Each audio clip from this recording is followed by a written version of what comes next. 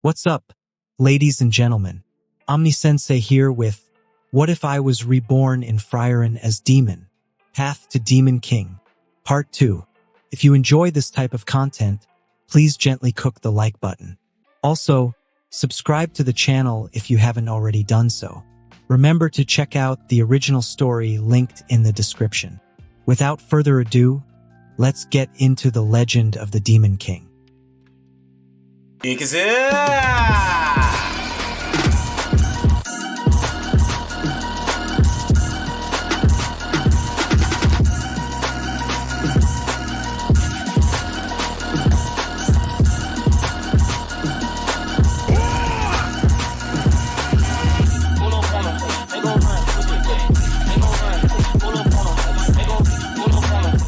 Pairs of dimly glowing eyes observed the village from the darkness. These uninvited guests seemed to be waiting for the moment when everyone had fallen asleep, making it easier for them to take action. However, Ash, who had been staying up late, felt that something was off. The atmosphere tonight was too abnormal. Without hesitation, he walked out of his room and, bang, kicked open Frieren's door.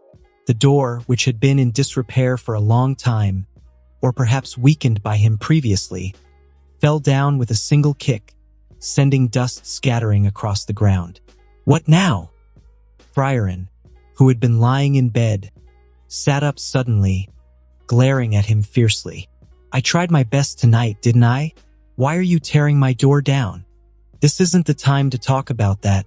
No, if you don't explain clearly, I won't let this go. There's danger, likely an enemy attack. Enemy attack? At this hour? Here? Frieren had never heard such words in all her years in the village.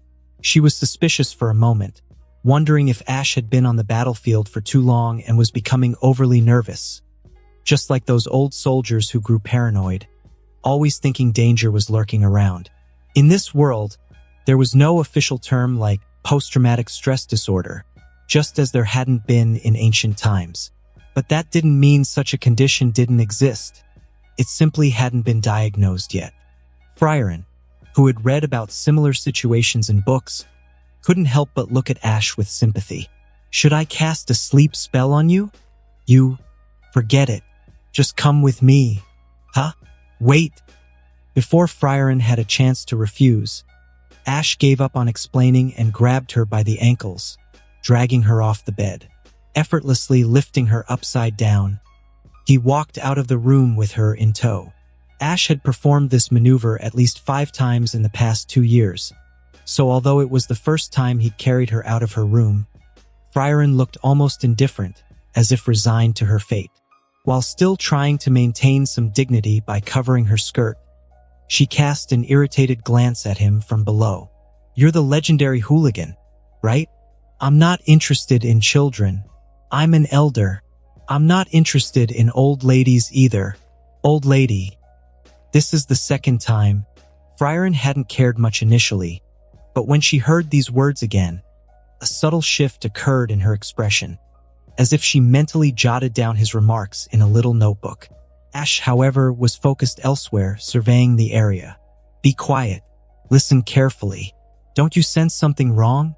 You're the most suspicious person in this village right now. Put me down already. Do you even know what time it is? Frieren, still hanging upside down, glanced around but saw nothing unusual. Frustrated, she kicked his wrist. Her kick forced him to let go, and her head hit the ground with a thud. She immediately yelped in pain. Ow! How dare you? I've already… MMF. Quiet.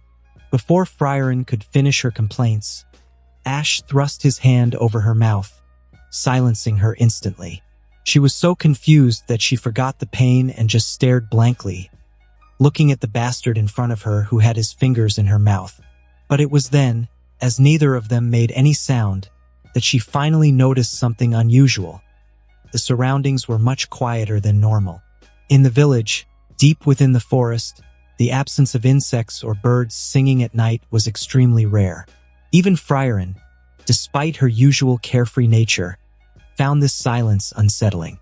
Though she had grown up in the peaceful and overly comfortable village far from any kind of conflict, she finally sensed that something was wrong. She quickly pulled his finger out of her mouth, scanning the area vigilantly. "What's going on?" "I don't know, but it seems like there might be an enemy nearby, lying in wait." "Are they here for you?" "Me?" He looked genuinely surprised as he pointed to himself. Frieren gave him an expressionless stare. "Aren't you a defected general?" "Well, yes, but if they're after me, they're about 500 years too early." 500 years too early for what? More importantly, do you have any idea what's going on? This is probably something related to your people, right? Not at all. Having stayed in the village without ever venturing out, Frieren couldn't think of any reason why someone would attack. After all, the village hadn't experienced any kind of attack for countless years. In fact, it could be said that elves, by their very nature, rarely offended anyone when they left their village, which explained how they had survived in peace for so long. The truth is, the elves' longevity could largely be attributed to their peaceful temperament and tendency to avoid meddling in the affairs of others, which is why, "Are you sure it's not because of you?" After giving it more thought, Frieren turned back to him, unwilling to let the matter go. "Come on, admit it. What did you do?" "Did I do anything? You're the only one here who could cause trouble. The nation I defected from is far, far away from here, so there's no way it's them. And since I've been here, I've just lived off my parents. I haven't done anything wrong." "Lived off your parents?" "It means not working and relying on your elderly family members." "You actually do that?" Elves, once they became adults, always lived independently. Frieren found his behavior of living off his parents distasteful, and she couldn't help but wonder aloud, "Does that mean your parents are here to visit you?" "I seriously doubt it. Stop accusing me without reason.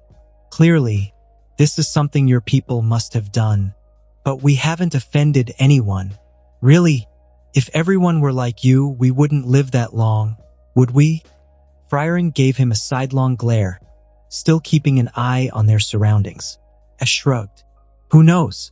Maybe someone has it out for a lazy person like you. I doubt it. Besides you, I can't imagine anyone hating me." "Well, that's comforting, but maybe we should focus on how to handle the situation. I don't think we have to worry too much. After all, they're already here." As their conversation unfolded, the strange figures or demons that had been lurking around the village seemed to abandon their plan for a surprise attack. Instead, they emerged from the shadows, revealing themselves from all sides. They quietly poured into the village from all directions. But when they noticed the two magicians standing in the center, the group of demons became bolder, no longer bothering to conceal their presence or aura. The leader was not a wizard, but a warrior wielding a giant sword, clad in heavy armor, with two massive demon horns sprouting from his head.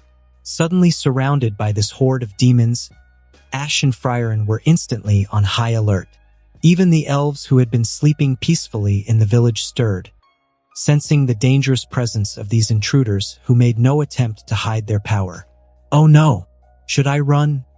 Ash muttered, feeling the immense power radiating from the demon warrior leading them. He started to calculate how best to make a swift escape. Hearing him, Frieren turned to glare at him sharply. "So this is your fault, isn't it?" No, I don't think so. There shouldn't be any reason." Ash stammered, genuinely confused. After all, he had spent most of his time in the southern countries, rarely encountering demons. But if anyone had been offended, it certainly wasn't the elves. Could humans have hired demons to kill someone? Or perhaps the demons had learned of his refusal to join their ranks and decided to eliminate him. But then again, how many demons were actually interested in joining the Demon King in the first place? His puzzled expression made Frieren even more suspicious. "It was you? Wasn't it?" "Huh? No, it shouldn't be. Should it?" Ash was now uncertain himself. Meanwhile, the massive demon warrior, who stood over 5 meters tall and brandished an enormous sword, spoke with a low, booming voice. This was Basalt, a general of the Demon King's throne. Human magician. This has nothing to do with you. Huh? It's not my problem. Ash was surprised to hear that. Basalt, growing impatient, clarified, the Demon King has ordered the extermination of all elves. Your life is irrelevant. Really? Thanks. Ash grinned, turning to Frieren with a cheerful expression. See? It's not about me. It's your problem.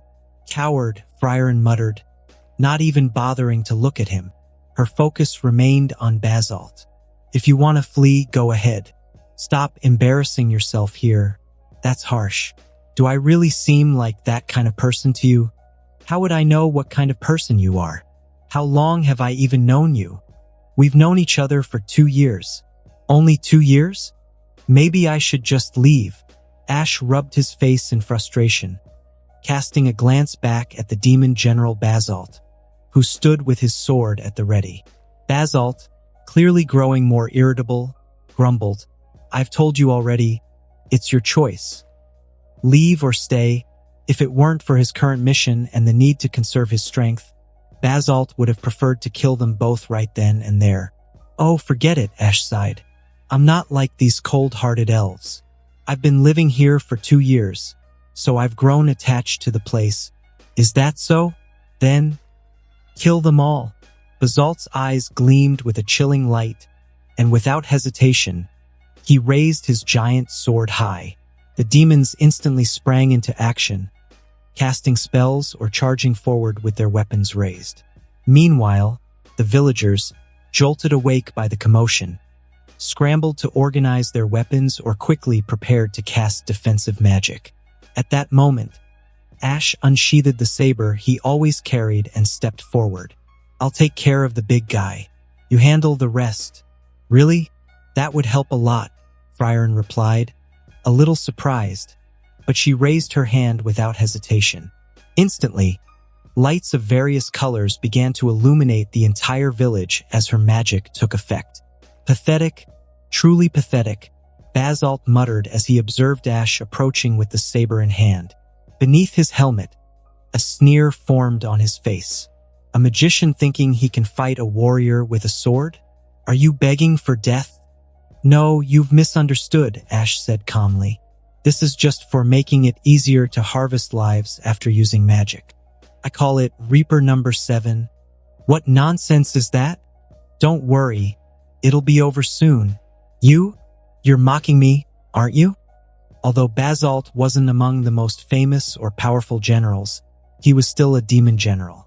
Being treated with such indifference in this small village enraged him.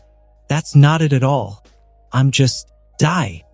Basalt, too angry to listen further, let his rage take over and raised his enormous sword, swinging it down with full force, aiming to crush Ash beneath its weight. The massive blade sliced through the air with a deafening whistle. Yet Ash didn't flinch, standing firm despite the sheer size difference between them. He swung his saber up to meet Basalt's attack, intending to counter the blow. Bang! The two weapons collided, sending a shower of sparks into the air. Unable to resist Basalt's overwhelming strength, Ash's body was forced backward, his feet digging 2 long trenches into the ground as he struggled to hold his ground. The transformation worked, but even turning myself into a warrior, fighting a monster like this head-on isn't smart, Ash muttered, glancing at his hand gripping the saber. Blood dripped from his thumb where the pressure had torn the skin.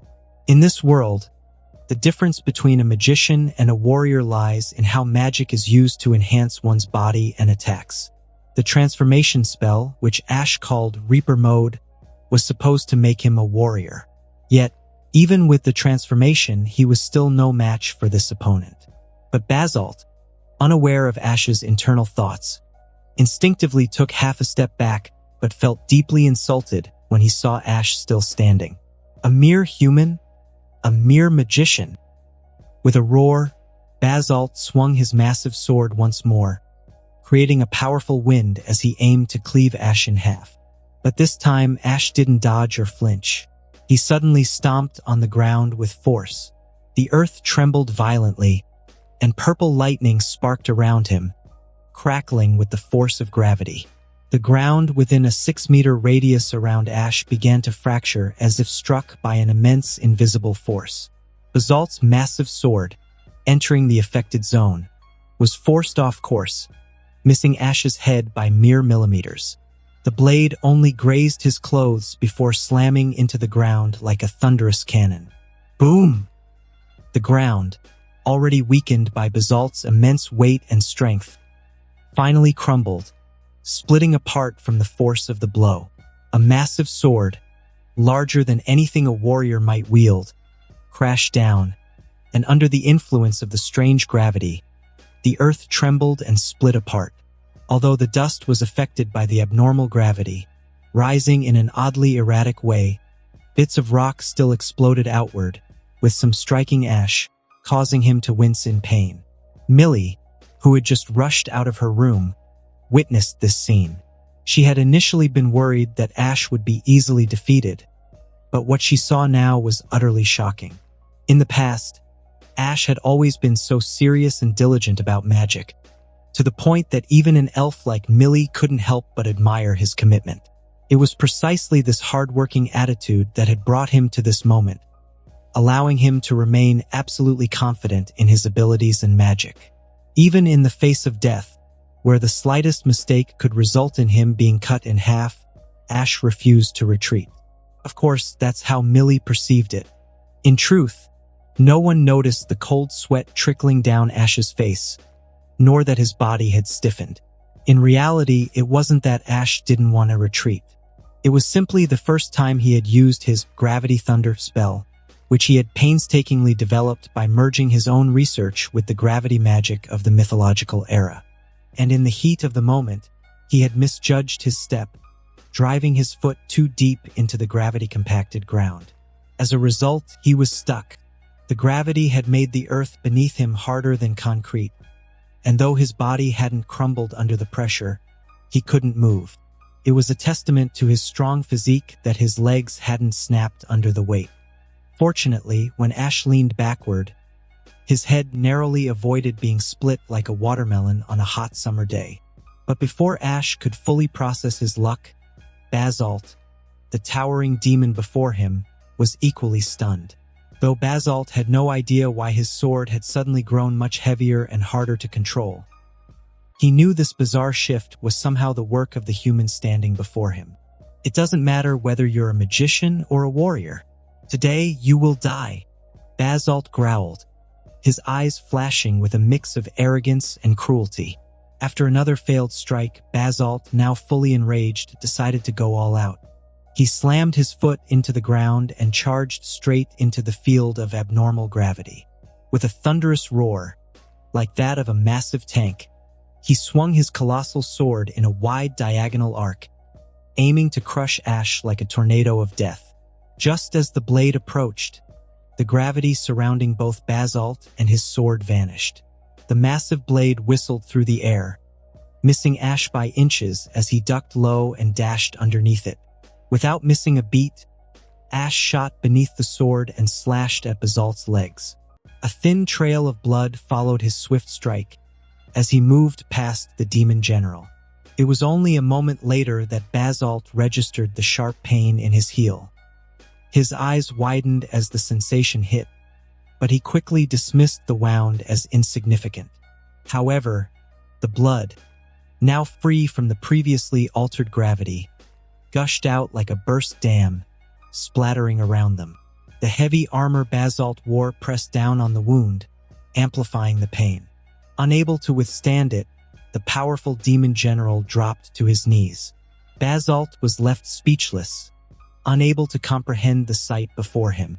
How could a mere magician, who should have been helpless in close combat, not only stand his ground but bring a demon general to his knees? The thought seemed absurd. How was such a feat even possible? Was there really a magician who could excel in both magic and physical combat? Before Basalt could make sense of it, Ash charged forward once more, sword in hand. This time, as he advanced, the gravity around them shifted again, fluctuating wildly. It was in this constant cycle of gravity shifts that Basalt realized something crucial. The transitions between Ash's magic and his physical movements weren't instantaneous. It took time for him to switch between the two states. As this realization dawned on him, Basalt narrowed his eyes, preparing to exploit this newfound weakness. The next moment, Basalt swung his giant sword, sweeping it across the ground with a thunderous bang, raising a thick cloud of sand and dust that completely obscured Ash from view. Through the swirling debris, the massive blade cut through the air, hurtling toward Ash. Basalt, feeling confident in his quick reaction, believed his opponent would retreat instead of pressing the attack. As the blade closed in, Ash instinctively raised his saber in a hasty backhand block. However, his rush defense lacked the strength to match the brute force behind Basalt's powerful swing. With a resounding boom, Ash was sent flying, the force of the blow creating a fierce wind as he sailed through the air. He crashed into the wall of a nearby building, smashing through the already crumbling stone, disappearing from sight as he landed somewhere within.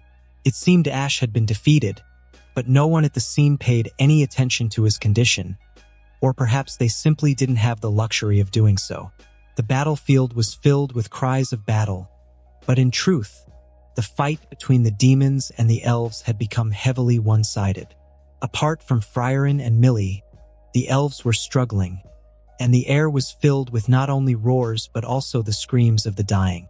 The elves had no spare strength to check on Ash, and Basalt was too preoccupied to care.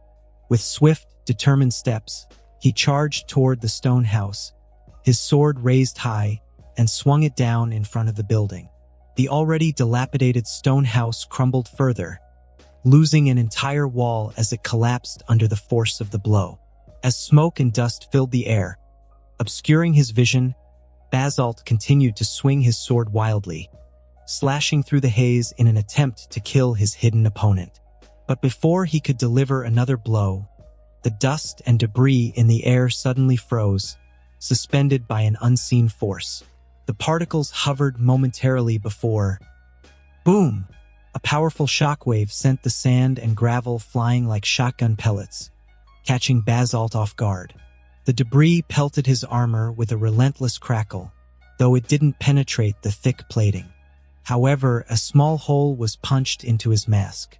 "You're just being clever," Basalt growled in pain, unable to open his eyes for a moment. Out of caution, he refrained from moving, instead waving his sword wildly in all directions, forcing Ash to keep his distance. But Ash had no intention of getting close. He hurled his saber into the sky, and purple lightning began crackling in his palm. Slamming his hand into the ground, he sent the lightning coursing forward like a serpent, racing toward Basalt. As the purple electricity surged across the ground, it left deep scorch marks and cracks in its wake, and in moments, it coiled around Basalt. Maximum gravity was applied at that instant. The earth groaned beneath the weight, and the ground within a 3-meter radius sank as if buckling under the immense pressure. Basalt, already weakened from his leg injuries, was unable to resist the concentrated gravity. He was forced to one knee, blood spurting from his feet. The moment his knee hit the ground, the immense weight of his body and armor, combined with the abnormal gravity, caused the ground beneath him to collapse further. The earth couldn't support him, and it gave way, sinking over a meter deep. Basalt now found himself in a dire situation. His body was battered, gravity continued to crush him, and his feet were trapped in the compacted earth. He struggled to stand, but his legs were firmly wedged in the ground. He could only fight to keep himself from falling completely. Faced with the dilemma of being unable to pull his feet out of the compacted soil, Ash felt frustrated, but Basalt, on the other hand, saw it as a tremendous humiliation. "I will kill you.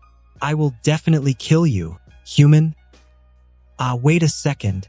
Dusting himself off, Ash glanced at the position of the sword and smiled, shaking his head. "You might have misunderstood something." "What? Actually, I'm a demon." "What?" With no one else around, Ash revealed the truth with a smile, which left Basalt stunned. He even suspected that Ash might be deceiving him. Before Basalt could respond, Ash raised his hand and pointed to the sky. "Take a look." "Ha!" Instinctively, Basalt glanced upwards, spotting a silver object falling rapidly from the sky. The speed was terrifying, as if it had been flung high by the earlier repulsive force and was now plunging back down, pulled by gravity. But faced with this rapidly falling blade, Basalt found himself powerless to dodge. His heart raced as instinctive fear gripped him, his pupils shrinking at the sight. Before he could lower his head, the blade, with dazzling sparks, pierced through his head armor, stabbing directly into his forehead. Blood poured from the helmet, and his enormous body trembled momentarily before collapsing with a thunderous crash. Seeing this, Ash smiled in satisfaction. "I thought if it didn't work, I'd have to drag this fight out a bit. But the result turned out better than expected. Had the blade pierced just a little less deeply, the two of them might have been locked in a stalemate." This success made Ash resolute. He would definitely buy a giant sword in the future. As Basalt fell, his consciousness faded quickly, and unfortunately, even in his final moments, he still couldn't figure out whether Ash was a human or a demon. Ash, however, didn't spare him another glance. After making up his mind about acquiring a giant sword, he shifted his magic power and charged at the remaining demons, finishing them off swiftly. Even though they belonged to the same race, Ash felt no hesitation in killing them. Just like humans would kill each other, demons killing their own kind was equally common. This kind of conflict carried no psychological burden. And in this case, he was even more comfortable doing it, as he had some level of familiarity with the elves. After all, not every demon was loyal to the Demon King. Most who appeared to be were simply acting out of fear. Demons, at their core, were loyal only to themselves. Many of the great demons were powerful enough that they didn't concern themselves with the Demon King or even the survival of their race. The very structure of demon society meant they had a weak sense of racial loyalty.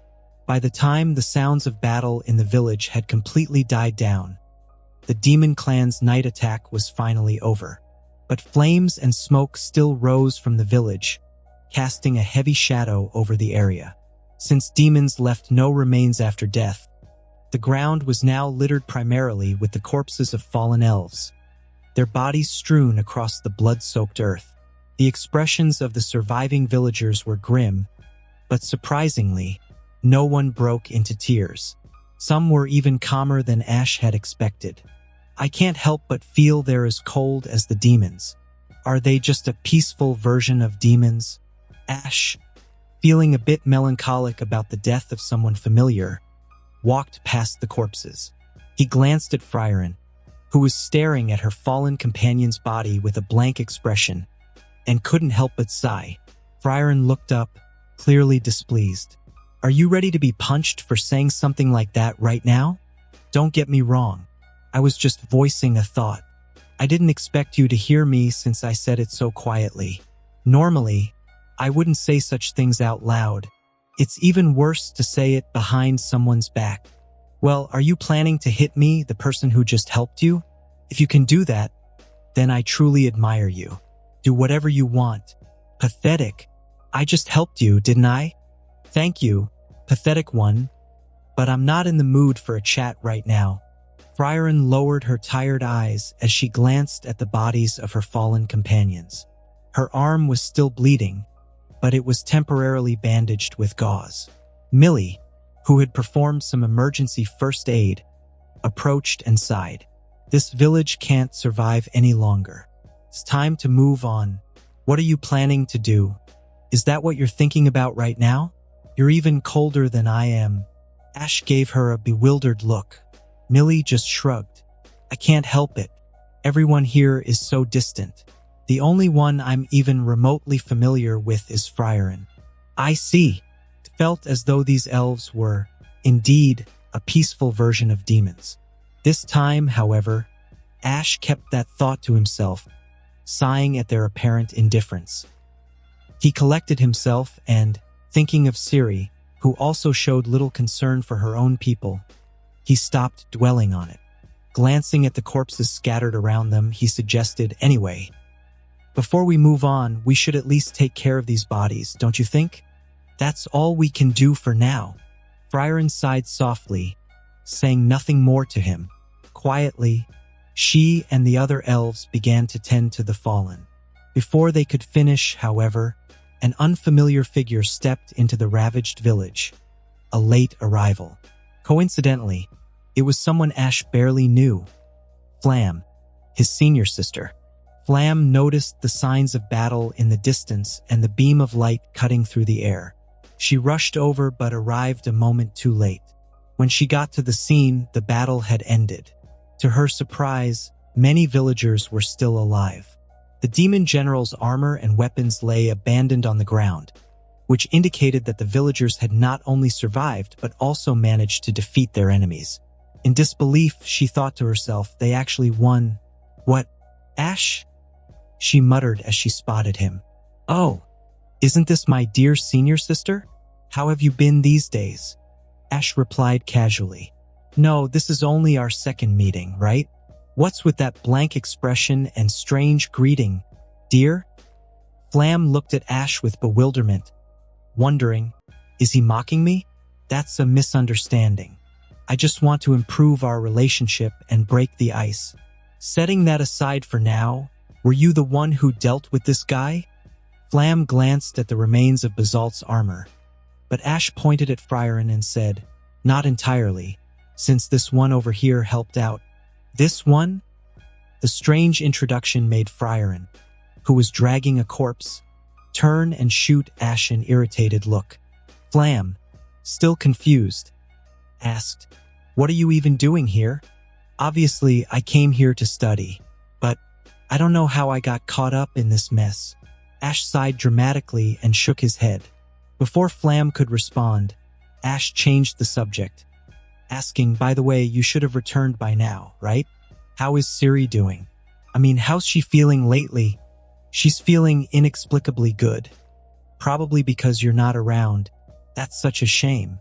I'm doing my best to fulfill my role as her disciple. I heard the master has been looking after you instead. Is that what you call being a responsible disciple? You don't understand. With your short lifespan and my weaknesses, who knows when I'll die? I've got to make sure she can take care of herself when I'm not around. Right? What you're saying makes sense, but aren't you just too lazy to do it yourself?" "Yes, that's exactly it." Ash nodded in agreement so earnestly that Frieren, who was standing nearby, didn't know what to say. Flam, on the other hand, held her forehead in exasperation.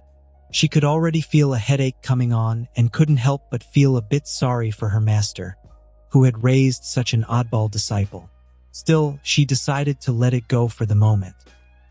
He's as strange as our master, she thought, just in his own way. Flam turned her attention to the group, particularly to Frieren, the strongest one among them.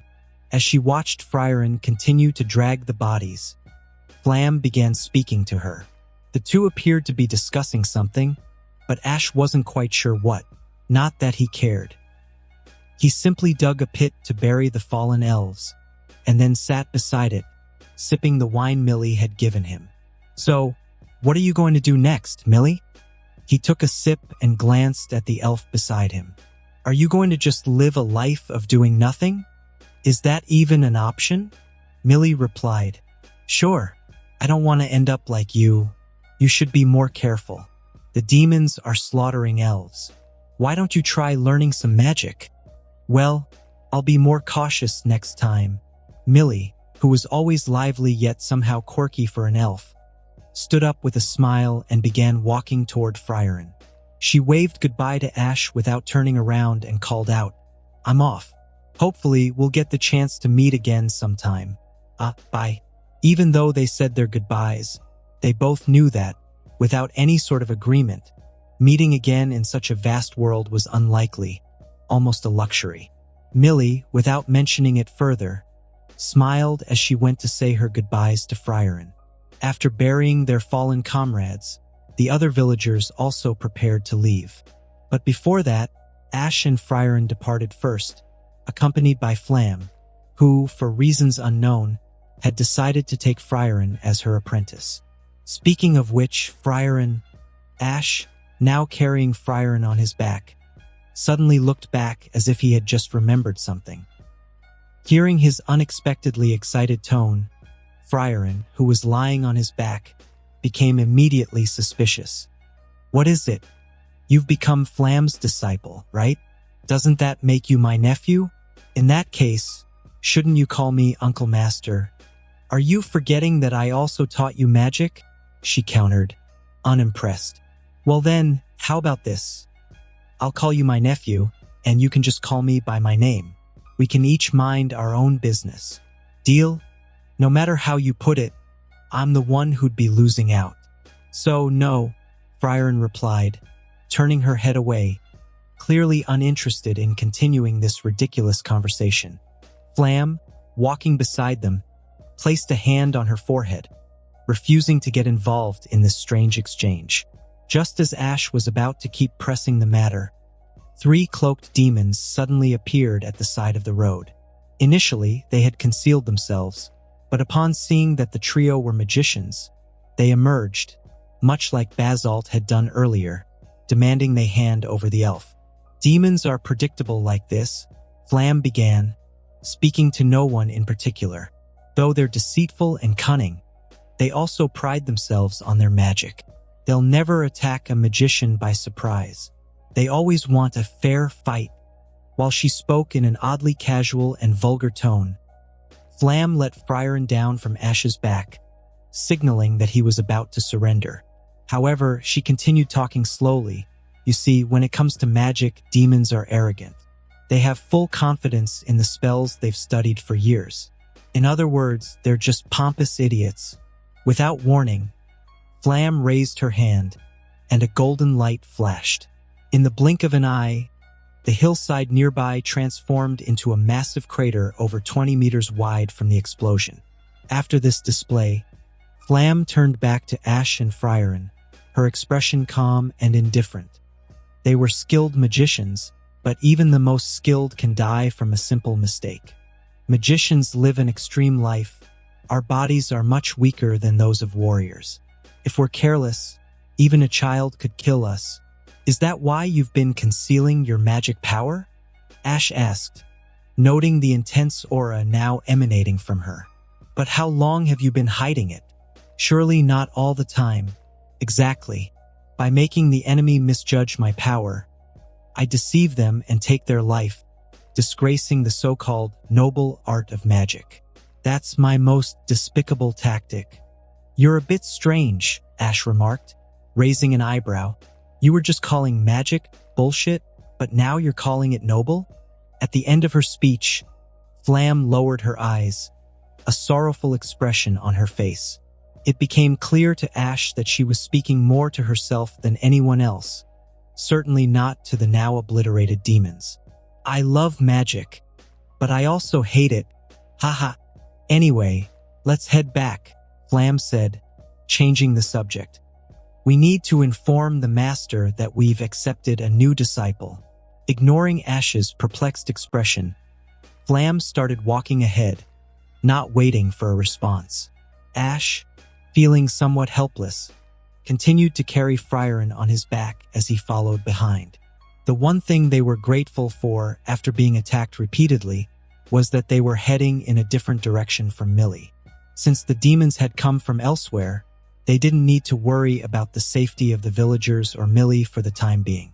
At the first light of dawn, the sky was turning a soft, pale blue, with a delicate mist lingering over the winding river.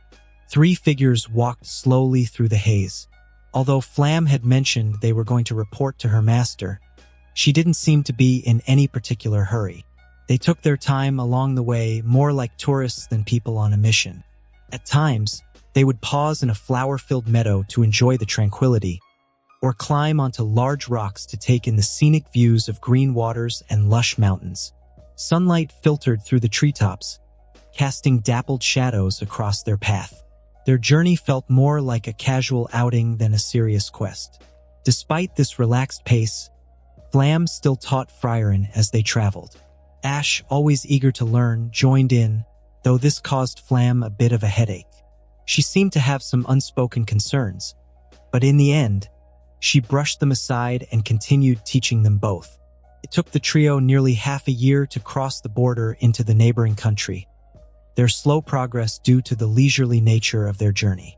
They rarely covered more than a few steps each day. When they finally neared the ruins where Ciri lived, they stopped at the expansive flower fields beside the ruins, intending to rest there for the night. The ruins were likely still in disrepair, so camping outside seemed like the best option. The flower field stretched as far as the eye could see, like a carefully arranged tapestry spread out beneath the sky. The sunlight peeked through the clouds, casting a golden glow over the blossoms, creating a scene reminiscent of a fairy tale. Yet, despite the beauty of the sight, Frieren showed no interest, stepping directly on the flowers as she walked. Come to think of it, why is there such a large flower field here? Ash asked, picking a small bunch of flowers and glancing at Flam curiously. This? Flam smiled as she looked at the sea of blooms. This is a gift I created for my master. Ciri? Really? Is she that into flowers? No, not really. Master doesn't seem to like them much. Then what's the point? Ash asked, puzzled. I like them, Flam replied simply. Doesn't seem like something that suits you. I know, she said, looking wistfully over the flowers. But this was the first magic my parents taught me when I was little. It's the reason I fell in love with magic in the first place. This sea of flowers is big enough that, even when I'm no longer around, it will still be here to keep my master company. That's how I see it. Frieren, who had been listening silently to their conversation, widened her eyes slightly, feeling a bit confused by Flam's words. Turning to Ash, she asked, I understand the master's reasons, but what about you? Why do you like magic so much? For survival, Ash answered, playing with the flowers in his hand, a faint trace of helplessness in his expression. And, my sister has high hopes for me. Then you should strive not to disappoint her, Frieren said earnestly. Actually, I think it's better to let her down, Ash replied with a sigh. Ha! Frieren blinked, baffled. The master's explanation and Ash's response left her confused. She couldn't quite grasp the complexity of human emotions. Flam noticed Frieren's confusion and sighed, patting her shoulder gently. Don't worry too much about it. It's not just you. Most people don't understand what he means. The next day, they left the sea of flowers and ventured deep into the ruins.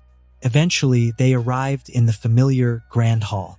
At the far end of the hall, the petite blonde elf, Ciri, sat on her throne, looking as bored as ever.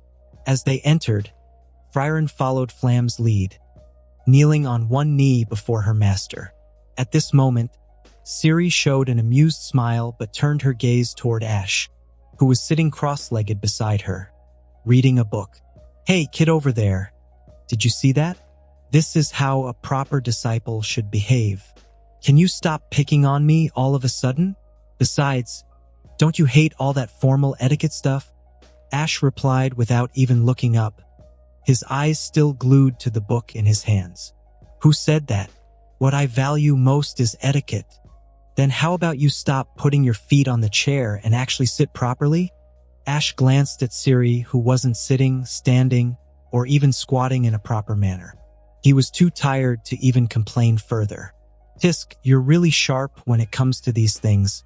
Being chided by her own disciple made Ciri click her tongue. Who do you think has been supporting you this whole time? Instead of that, why don't you let Flam and Frieren get up already? I don't mind. I'm the elder here after all. And this whole situation, you caused it. What? Feeling guilty now? Not at all. I'm not the one kneeling, nor the one being knelt to, so this has nothing to do with me. Where's your sense of responsibility? Please don't expect too much from someone my age. Okay? Forget it. I'll deal with you later. Ciri paused mid-sentence, then looked at the two still kneeling before her. Her smile softened, a stark contrast to the one she gave Ash. Time flies. I took on a disciple out of curiosity, and now there's a grand disciple so soon. This is Frieren, Flam said, smiling and nodding. Elves, huh? Impressive. I like that. Tell me, what magic do you want to learn? I'll teach you. Is this what Ash mentioned before? The transfer of magic? Frieren asked. Yes, I've mastered almost all magic. Just name it, and I'll let you have it instantly. Give it to Ash. What? Ciri was stunned for a moment. She then shot a look of annoyance at Ash. Are you coercing her? The process of exploring magic is the most exciting part. That's why I declined. And Ash didn't even want it, but he offered it to me, Frieren explained. You're really shameless. Ciri rolled her eyes at Ash after hearing that. Ash, completely unfazed, responded naturally. Fortune favors the bold. Ugh. I'll deal with you later. Ciri waved him off, turning back to Flam. Your disciple has no drive. She lacks that endless ambition. I think you're even worse, Ciri interrupted. Too much ambition. I hate that too. As soon as Ash opened his mouth to speak, Ciri shut him down with one simple remark. The obvious difference in treatment made Ash too tired to even complain. However, his frustrated expression made Frieren, who was half kneeling beside him, suppress a laugh. Given the formal nature of the occasion, she tried her hardest not to burst out laughing. But Ash wasn't one to simply accept defeat. He grabbed a few more books from the nearby shelf and casually walked out, saying, I'm heading out. You guys can chat all you want. I'll be back by dinner. Don't come back. I won't be making dinner for you. Ciri waved her hand dismissively, as if shooing away a stray cat or dog. It was clear she wasn't too keen on him returning for the meal. Seeing this, Flam couldn't help but chuckle. Master seems to like this new disciple quite a bit. Like him? What are you talking about? Are you blind already? You're not even 40 yet, Ciri shot back, rolling her eyes. No, it just feels like there's something similar about him. That's your blindness speaking, Ciri responded, not wanting to entertain her disciple's odd behavior. She glanced toward the door, muttering to herself, is it really that kid's fault? Although she said that it was probably too late to go after him now.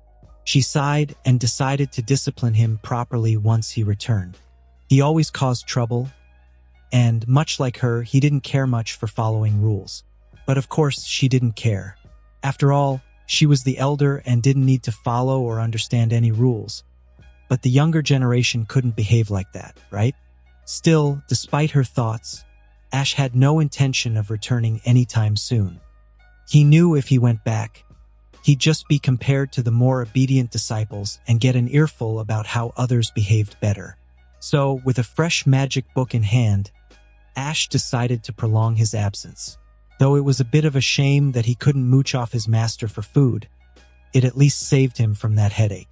As he ignored what was going on inside, he noticed a strange smile on Frieren's face when she returned. No matter how much he asked, Frieren wouldn't explain her expression. Annoyed, he decided to ignore it. The girl, seemingly lost in thought, flipped through a book and muttered, people these days are really… Never mind. By the way, Ash, has this ruin been fully explored? She suddenly asked. No, not really. Ciri isn't interested, and I'm lazy, he replied. Maybe there's treasure waiting for us? She mused. Ash wasn't inclined to engage at first, but once Frieren got her answer, her excitement about exploring the maze peaked again. Us? Did you just volunteer me without my permission? You're not going? What if there's a magic book Ciri hasn't discovered yet? Fine, let's go. In just a moment, Ash, who had initially planned to firmly refuse, found himself tempted. He closed the magic book in his hand, stood up, and took the lead. This made Frieren smile. You really do love magic. I can't help it. I'm curious about the unknown, and it's essential for survival. You also have your sister to look out for, right? But now that I think about it, I've never heard much about her. That's a troublesome subject. Let's not talk about it. Really? Well, let's move on then. If it had been anyone else, they would have pressed further. But Frieren didn't. She quickly caught up with Ash and started walking toward the depths of the ruins. Her restraint surprised him. The two of them worked together, easily clearing the underground ruins. Of course, there wasn't any real danger. The more powerful threats had long been dealt with by Ciri. Soon, an ancient treasure chest appeared in front of them.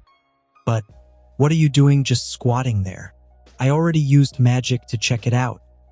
It's just a treasure chest monster. Ash glanced at Frieren, who was squatting in front of the chest, seemingly unwilling to move. He was tempted to grab her by the collar and drag her away. Frieren turned around and said seriously, "You said it yourself. There's a 1% chance your magic could be wrong, right? It's basically accurate, but it's precisely those great magicians who see through that 1% who make historic discoveries. You're saying you're one of those great magicians? I can feel it."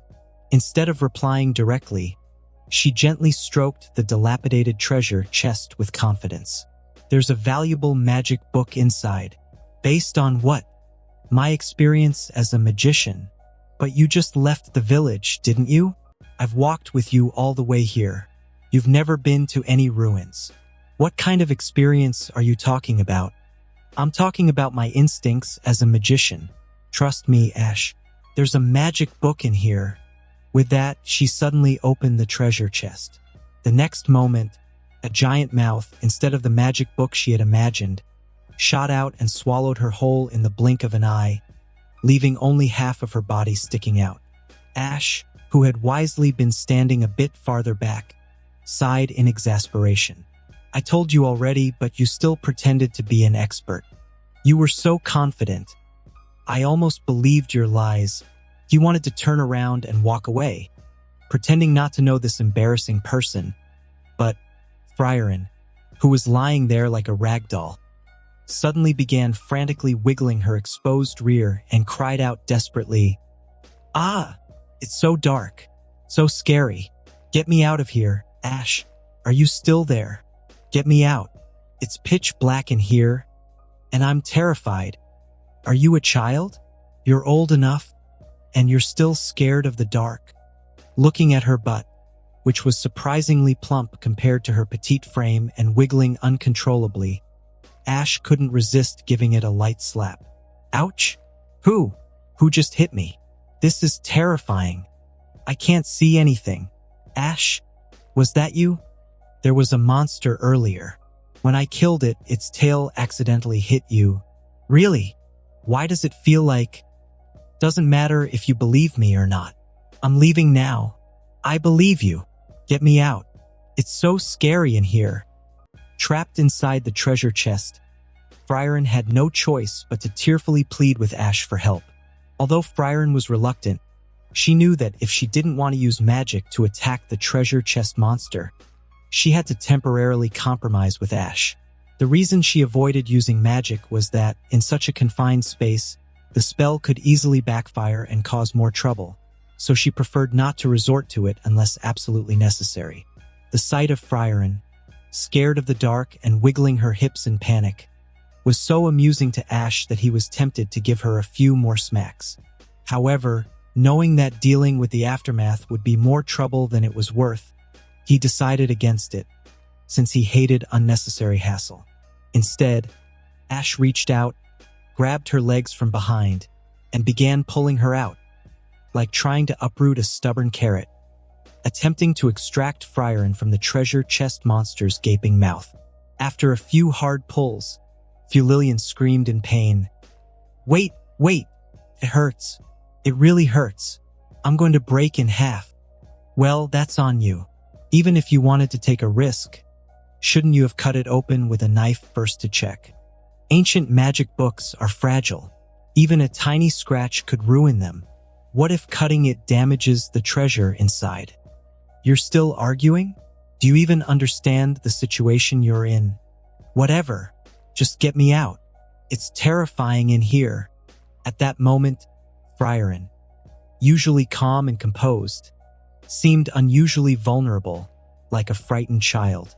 Ash felt it was a pity to let her off so easily, but keeping her in that state wasn't ideal either. Since her attitude had softened, there was no need to continue teasing her.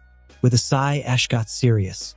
He moved to the front, grabbed the treasure chest monster's gaping mouth with both hands, closed his eyes, took a deep breath, and pulled with all his might. A loud, fabric-like rip echoed as the monster's mouth was forcibly pried open. Frieren, who had been partially swallowed, was jerked free. Her legs were still stuck but quickly flew out of the monster's maw. After briefly floating in the air, she crashed onto the ground with a thud, leaving her momentarily speechless from the pain. The sight of the treasure chest monster, now defeated and dripping with saliva, made Ash cringe in disgust, prompting him to keep his distance. Ugh. It's so gross. And it hurts. This is unbearable, Frieren groaned as she lay on the ground, her face full of misery while she tried to fix her disheveled hair. As she did, she glanced at Ash with tear-filled eyes, clearly upset by his indifference. What? Aren't you going to thank me for all the trouble I went through? Wasn't it you who hit me earlier? Nope, Ash responded curtly, avoiding her gaze. Faced with Frieren's resentful pout and teary eyes, Ash silently turned his head away, pretending not to hear her, with no intention of admitting anything. Seeing this, Frieren narrowed her eyes suspiciously. No, it was definitely you. Stop imagining things. Didn't I just save you? And what did you call me earlier? Recalling how Ash had stood by, almost enjoying her distress while she was nearly swallowed whole, Frieren sat up abruptly and fixed him with an intense stare. Did I say something? Ash asked, feigning ignorance. We are already quite old. What's wrong with that? You called me old again. Frieren turned her head to glare at him. 3 times is the limit. There won't be a next time, no. This time is the 3rd time. What? What 3rd time? You called me an old woman twice before. Did I? Yes. Frieren nodded vigorously, certain of her claim.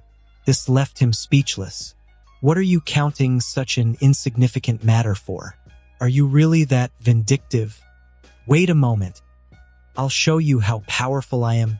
What do you want to do? Seeing the girl who seemed to be plotting something, Ash instinctively tensed, ready to run at the slightest change in her demeanor. The next moment, what? What's happening? Noticing she had completed her plan, Ash had already taken 2 steps back. The loud wailing behind him made him freeze in shock, and he turned back blankly. The girl who had just vowed to teach him a lesson was now curled up in a corner, hugging her knees and crying loudly. He was so baffled that he stopped running and stared at Flam, who had appeared beside him, looking equally astonished. What is she doing? I don't know. You guys are more familiar with each other, right? What's going on? You're asking me? Who should I ask? You're the master. Why don't you just coax her? I don't care if you make her cry. It was clear that Flam didn't want to get involved, so she left on her own after saying this. This left Ash standing there, unsure whether to leave or stay. He held his forehead with one hand, pondering for a long time. Finally, he couldn't help but flick her long ear. Frieren, I was wrong. I won't say you're old in the future. Okay? Even though he had been forced to surrender, Frieren simply shook his hand off and cried even louder. This made him give up on the idea of leaving the area first. However, he hadn't anticipated that she would follow him, even while crying. He was compelled to ignore this strange girl by burying himself in a book. And so, this process dragged on for 3 days and 3 nights. Even though her tears had dried up, she showed no intention of stopping. You need to think of a solution quickly. This is all your fault, right? The non-stop crying had driven Flam to cover her ears in pain. Even Ciri, who had lived deep within the ruins and hadn't come out for ages, was annoyed by the constant noise. She emerged for the first time, glared at him, and issued an ultimatum. "If you don't fix this, I'll throw her out with you." "I didn't cry. Why are you blaming me? This is all your fault." "But Oh, forget it." He still wanted to explain himself, but in the end, he simply carried Frieren on his shoulders and left quickly, hoping to avoid being kicked out because of her. There was no way around it. Besides himself, there were only 3 other people in this ruin. One of them had been made to cry by him, and the other 2 were still blaming him. If he didn't deal with this girl who was crying so miserably for no reason, it would be difficult for him to return. He stepped outside the ruins and finally got to see the sky. As soon as he set the girl down on the grass, Frieren stopped crying. She crossed her arms, raised her head, and revealed a smug smile that was completely different from her usual expressionless demeanor. How's it going? Do you know how powerful I am? What is wrong with this girl? Can I beat her up? Can I? Of course I can." Watching her mood shift so rapidly from sadness to joy left Ash so confused that his eyes twitched slightly, and his fists clenched unconsciously. Ash could barely suppress the urge to hit someone, but Frieren, sharp as always, noticed his clenched fist right away. But instead of being afraid, she wiped the smile off her face and warned him, her tone serious. "What's wrong? Are you planning to hit me, Ash?" "What? You really think I wouldn't? If you hit me now, I'll cry for another 3 days." Her tone wasn't threatening or oppressive, just matter of fact, with her head tilted slightly. But the mere thought of being tortured by 3 more days of crying made Ash's raised hand freeze in midair. Slowly, he lowered it. Instead, he placed his hand on Frieren's head and ruffled her hair roughly, forcing a twisted smile. "Seriously, can't you act a bit more like an adult? What kind of threat is that? Or are you just a kid at heart?" Again, Frieren stared at him, expressionless. "Wait, what? Again? What's wrong? Are you threatening me?" "No, it's a warning. 3 times was a typo. Twice, you know the drill. Fine. You win. Good. Now take your hand off my head." Seeing Ash back down, Frieren, clearly pleased, swatted his hand away. Ash felt defeated. He didn't want to admit it, but there was nothing he could do. This elf, who was supposed to be much older than him, could cry for days without shame, and the thought of going through that again exhausted him. "Never mind. I'm done with this. I'm going to study." He reluctantly dropped his hand and turned away, clearly frustrated. But Frieren, undeterred by his irritation, followed him, keeping close without bothering to give him any space. After that, the 4 of them stayed in the ruins for about a month before Ash packed his things and left with Frieren and Flam. Naturally, he took a new magic book with him, and as for why he didn't stay, well, there was no choice. Ciri preferred solitude and wouldn't teach anyone no matter how much they begged. On the other hand, Flam was more than willing to share her knowledge, so Ash followed her instead. 3 years later, the group returned to visit Ciri, who had been living alone like an old recluse. Despite the passage of time, Ash's appearance hadn't changed, and people would have grown suspicious, but Ciri took care of that too. She explained it away easily, saying it was the result of an experimental spell of eternal youth that had been cast on him. The spell had only succeeded once by pure luck, leaving Ash forever youthful. Since the success rate was so low, no one had dared to try again. And with Ciri vouching for him, no one questioned his appearance. As Ash flipped through his collection of books, updating them, Ciri watched him with amusement from her throne. Finally, she couldn't resist teasing him.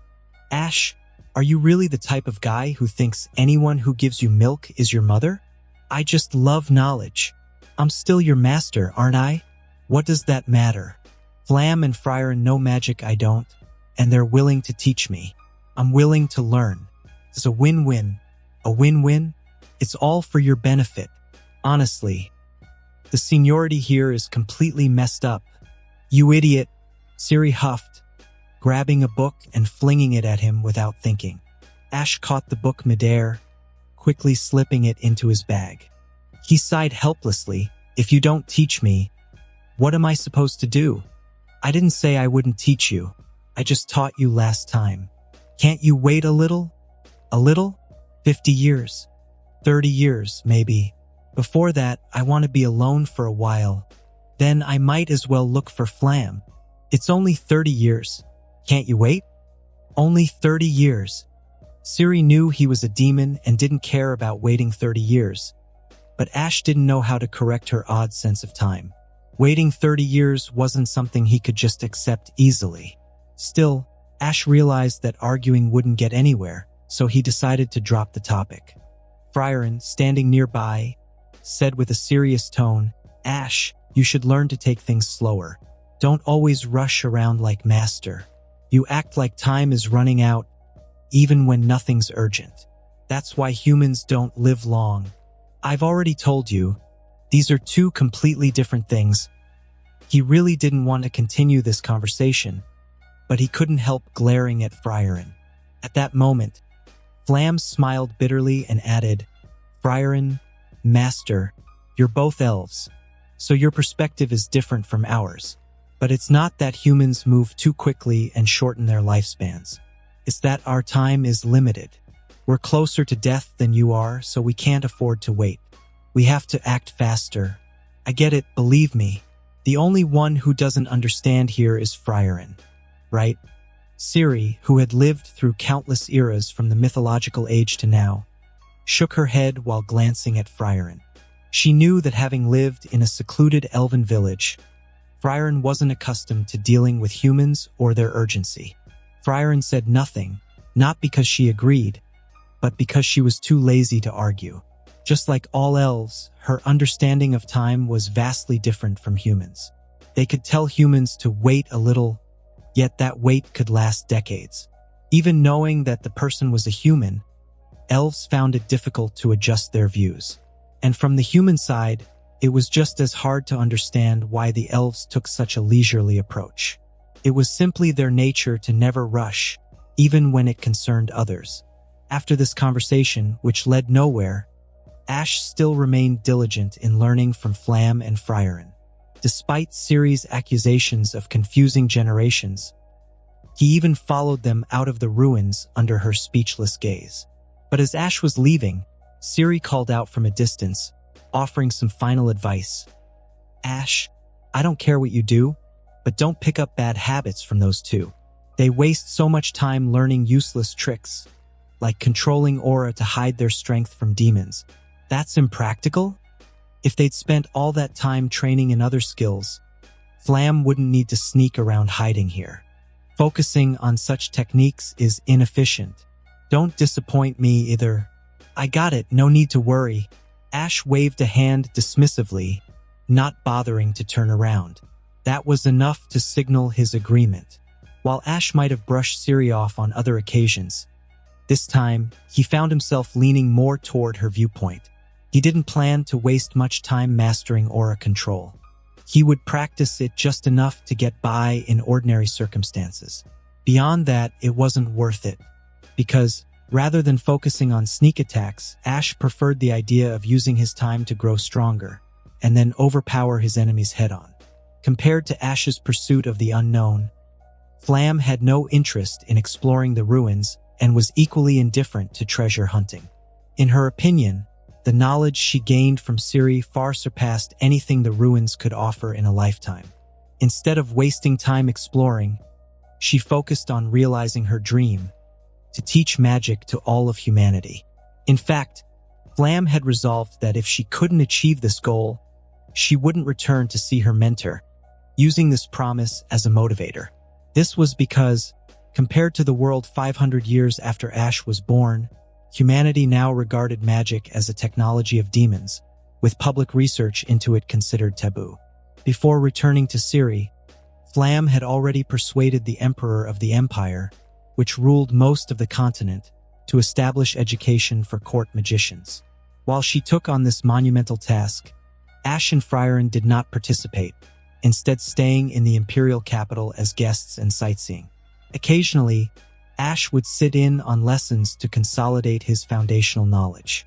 Time passed quickly, with several uneventful years slipping by. Even in the imperial capital, there were no dramatic power struggles at the palace, likely because Flam handled them behind the scenes. Her status in the empire was incredibly high. Even when Ash, lost and trying to find his way, accidentally climbed over a wall and wandered into the emperor's harem, there were no serious consequences.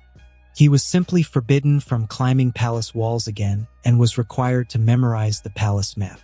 Other than that incident, Ash and Frieren spent much of their time sparring against one another, and Ash frequently ventured outside the city, searching for suitable opponents for real combat. On a normal morning, Ash casually pried open Frieren's door. "It's morning already. We agreed to go monster hunting together." "Frieren, wake up." Without mercy, Ash yanked the blanket off her, intent on getting her to fulfill her promise to go hunting outside the city. However, Frieren expertly turned over, her back now facing him. Without even opening her eyes, she pulled out a fresh blanket from beside her bed and draped it over herself. Not only was she in no mood to get up, but she also raised a hand weakly, waving it in protest. "I said, in the afternoon, please. Let me sleep another 5 days. 5 days is all I need." "Is that so?" "But, Frieren." Ash sat down on the edge of her bed, pulling the blanket off her again as he gently tried to reason with her. "The Imperial City is huge, and the monster territory is far away. If we leave at noon, we'll only be back by midnight. It's better to head out now, don't you think?" "No, you should just kill me. You're so lazy." Watching her pull yet another blanket from the closet and cover herself without even opening her eyes, Ash couldn't help but feel he might have inadvertently enabled some strange new skill of hers. Seeing how reluctant Frieren was, Ash hesitated for a moment and gave up the idea of carrying her away. He shook his head helplessly and turned to leave. Forget it. I'll go by myself. When you wake up, remember to tell Flam that I'm leaving." "Ah, I see. Thank you. Be careful on the road. See you tonight." Until the very end, Frieren did not open her eyes. She just muttered weakly, vague words like sleep talk. Then she tightened the quilt around herself and fell asleep again, very content. Ash helped her close the door, and then prepared to leave alone with some regret. But less than 2 minutes after leaving Frieren's room, he suddenly sensed something unusual in the corridor. It was as if the whole world was rejecting him, and even the space around him began to distort inexplicably. "Are you trying to throw me out of this time and space? I thought there was no time limit for traveling through time and space, but is it the origin of the world, or an anti-travel restriction left by the goddess?" Ash had discussed the idea of time traveling with Ciri, so he had some understanding that time travel wasn't impossible in this world. But that right belonged exclusively to the goddess and was monopolized by her. However, after the chaos of the mythological era, the goddess seemed to have left the planet and disappeared without a trace. The only thing left over from that era is the goddess's steel, which still contains the power she sealed inside, and may trigger time travel. But to be honest, he didn't really understand what was going on. But this sensation of rejection felt more like being sent back than being destroyed.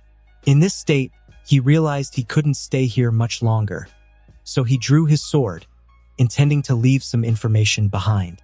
But just as the blade touched the ground, the surrounding space and time distorted abruptly, causing him to vanish from the corridor in the next instant, without even leaving a scratch. At noon, Frieren, who loved staying in bed, finally got up and was about to go to lunch when she noticed. Did Ash go out to practice magic again? She glanced at the empty space next to her but didn't care too much. Ash often went out to practice magic, and sometimes even ventured outside the capital to fight monsters for real combat experience. Flam was aware of this and wasn't too worried, though he muttered to himself in confusion. But usually, he tells someone. Why didn't he tell anyone today? Maybe he told someone at random, and that person forgot? Frieren responded. True. Flam nodded vaguely. She didn't know why, but she felt a bit uneasy. It was at this moment that Frieren suddenly exclaimed, "Ah!" remembering that she had heard Ash's voice early in the morning, when she was half asleep and half awake. She also remembered that he had taken her quilt away, but she hadn't been fully awake at the time, so she had completely forgotten about it. As Flam watched, she waved her fork in the air and said, "I remember now. That guy asked me to go monster hunting with him this morning." Going monster hunting again? Though he's young, he's not weak. Master, don't worry. He'll be back by himself this evening. Well, you're probably right. After hearing this, Flam felt a bit more relieved, but for some reason, a lingering feeling of unease still clung to her, refusing to fade. At first, after hearing Frieren's account, Flam felt a little uneasy, but she wasn't too worried about what might happen. However, for some reason, Ash didn't return the next day. This wasn't completely unusual. Sometimes things came up. Though he might get injured, he always came back unharmed in the end. After all, with Ash's strength, there really wasn't much to worry about. But as the third day passed, then the fourth, and even a month, 2 months, they began to think he had suddenly left without saying goodbye. But when they went back to Ciri, they realized he hadn't returned there at all. At Flam's request, the Emperor sent out search parties, but nothing was found. The Empire even investigated everyone named Ash in the country, but no one matched the description. There was no news of him at any of the Empire's checkpoints either. It was as if Ash had evaporated from the face of the earth, vanishing without a trace, leaving no sign of his existence. And just like that, 50 years passed in the blink of an eye. Flam fulfilled her dream, and then died of old age. According to her will, Frieren returned to the unchanged underground ruins, carrying her final note. The world around her continued to change, but this palace filled with books, and the elf girl on the throne, seemed frozen in time. A corner forgotten by the world, quietly watching history unfold, yet remaining completely unchanged from the first time she had seen it. Even Ciri, sitting on her throne, looked no different than before. "Frieren, I thought it was Ash," Ciri remarked, still half reclined on her throne, looking down at the familiar figure below with a hint of sarcasm. "If I'm not mistaken, you hate me. Why have you come here alone? Honestly, I thought we'd never see each other again. Ash is probably dead. Even if he survived, he likely died of old age, like the teacher." "Dead? I see." Frieren's news of both deaths caused Ciri to pause for a moment, but then she smiled. "It's been half a century since you last came here. No news of him at all? So he's dead, is he? Aren't you sad?" Frieren asked, her expression blank as she stood at the bottom of the stairs. "I only took them on as disciples on a whim," Ciri replied, waving her hand dismissively, making Frieren's note float into the air. Without even looking at it, she asked, "But for you, weren't they the closest people to you? Aren't you sad that both of them are gone?" "Am I sad? I don't know," Frieren sighed, feeling hollow as she lowered her head in sorrow and murmured softly, "When I think about it, there's still so much I don't understand about both the teacher and Ash. But if I had agreed to go with him that day, maybe he wouldn't have disappeared so suddenly." "What, are you crying?" "I don't know. I just feel empty inside," Frieren whispered. "I've been thinking about it for the past 50 years. Over and over." She hadn't shed tears when she buried Flam. She just couldn't understand why the people around her were crying. But now, Ciri's words made her heart surge with inexplicable emotions, and her eyes became warm. But just as tears flowed down her cheeks for the first time in her life, Ciri, sitting on the throne with one hand on her chin and looking at the suicide note, suddenly said, "Although normally Ash should be dead, my intuition tells me that he is still alive. Still, Alive. You know what? My instinct. Then do you know where he is? I don't know, it's just intuition, not divination. Don't you know all kinds of magic? Why can't you tell fortunes? I told you last time that that kind of convenient magic is monopolized by that goddess. Even if you know it, it won't be effective. Ciri seemed quite unhappy as she brought this up, but Frieren was completely confused. Can something like that also be monopolized? Just think of it as a huge barrier that covers the entire planet. It'll be easier to understand that way, just as? What exactly is it? How would I know exactly? If I knew, I would be a god. For some reason, she was called the magician closest to God. However, as for the true realm of God, she had been standing still for thousands of years. Precisely because her strength had stagnated, she spent a lot of time learning various magic and skills. This also included the technique of hiding one's breath, which she herself thought was very impractical, and some strange legendary magic that was very convenient but couldn't be used in combat. It could only clean clothes or produce a floral scent. Is what Ciri said true? Even though there was no evidence, that intuitive answer alone was enough for Frieren. Because Ciri's intuition was almost indistinguishable from magic and was very worthy of recognition. Just knowing that Ash was not dead greatly reduced the regret and remorse in her heart. The heavy stone that had been weighing on her heart finally fell, allowing her to leave the ruins and finally sleep in peace after half a century. However, she didn't know whether Ash had died of old age or what. After that, no matter how much time passed, whether it was 100 years, 200 years, or even 300 years, she never met that figure again. Perhaps, after his master's death, he had quietly returned to that distant, unknown hometown and peacefully completed his life's journey amid the laughter of his descendants. Sure, that's right. With a glimmer of hope in her heart, as well as a faint sadness and nostalgia that couldn't be concealed, Frieren couldn't help but pray like this. On the snowy plain where they had come from, Ash couldn't help but feel that something had changed. He wasn't sure if he was misremembering, but as he returned to this time and place, the snowfield seemed different from before. Was it because the war was still ongoing? He couldn't be sure. However, when he was sent back, despite having a rough understanding of the current situation, he didn't feel overly panicked. In fact, he felt a bit relieved. According to what Ciri had told him, the goddess must have set up something to prevent others from traveling through time and space before leaving. Perhaps a massive barrier covering the entire planet, meant to stop anyone from tampering with history. The system created by the Demon King in the mythological era allowed him to bypass these restrictions temporarily by simulating miracles, but now he had been sent back. However, the changes in his surroundings made him suspect that the deportation time had been slightly off. The system has detected that the blockade has intensified. The next time you attempt to go back to the past, it may trigger an alarm and result in unpredictable risks. Please proceed with caution to avoid further dangers. This rare system prompt made him realize that his method of cheating the barrier had been banned.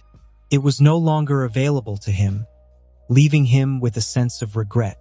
At the same time, another thought crossed his mind. So, Flam is dead now. He stood quietly on the vast snowfield, looking at the familiar yet distant snowy landscape. The realization that he hadn't had the chance to express his gratitude, nor even properly talk to Flam about things other than magic, filled him with a deep sense of sadness. Life is full of uncertainty.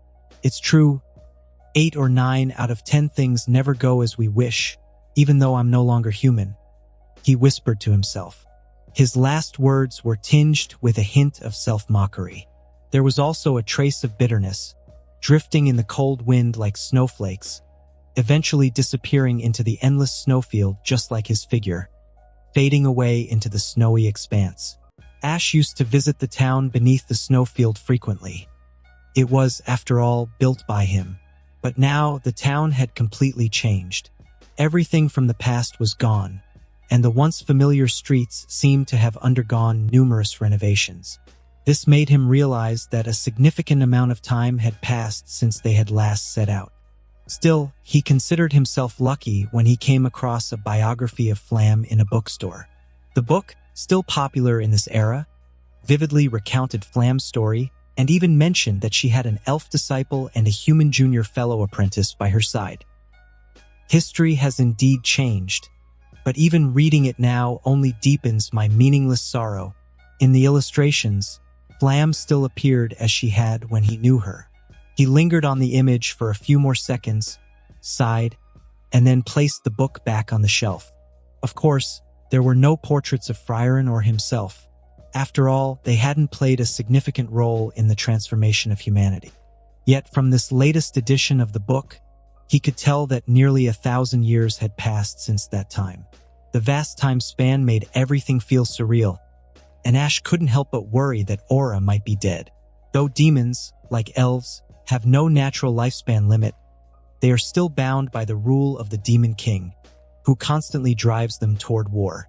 Many demons disobey the Demon King, and if they can hide successfully, they may survive. But if they're caught or disobey his orders openly, they will be killed. Even those who escape into the forest are at risk of being discovered and surrounded by humans. Demons living for hundreds of years are exceedingly rare, and Aura's magic studies, still immature, had limited effects. This left Ash deeply worried. Though Aura had her own hidden motives, she was still the sister he'd grown up with, sharing raw meat in their struggle to survive. He couldn't shake his concern for her well-being. But for now, all I can do is hope she survives, he muttered to himself. After wandering through the city and seeing the current level of magic, Ash's emotions were a complex mix. The magic of this era paled in comparison, not only to the legendary magic from Ciri's mythological time, but even to the magic of Flam from thousands of years ago. Even the technology from back then had become lost knowledge, further emphasizing the backwardness of this era. Ash had finally obtained the complete magic system he had long desired, more advanced than anything this world had.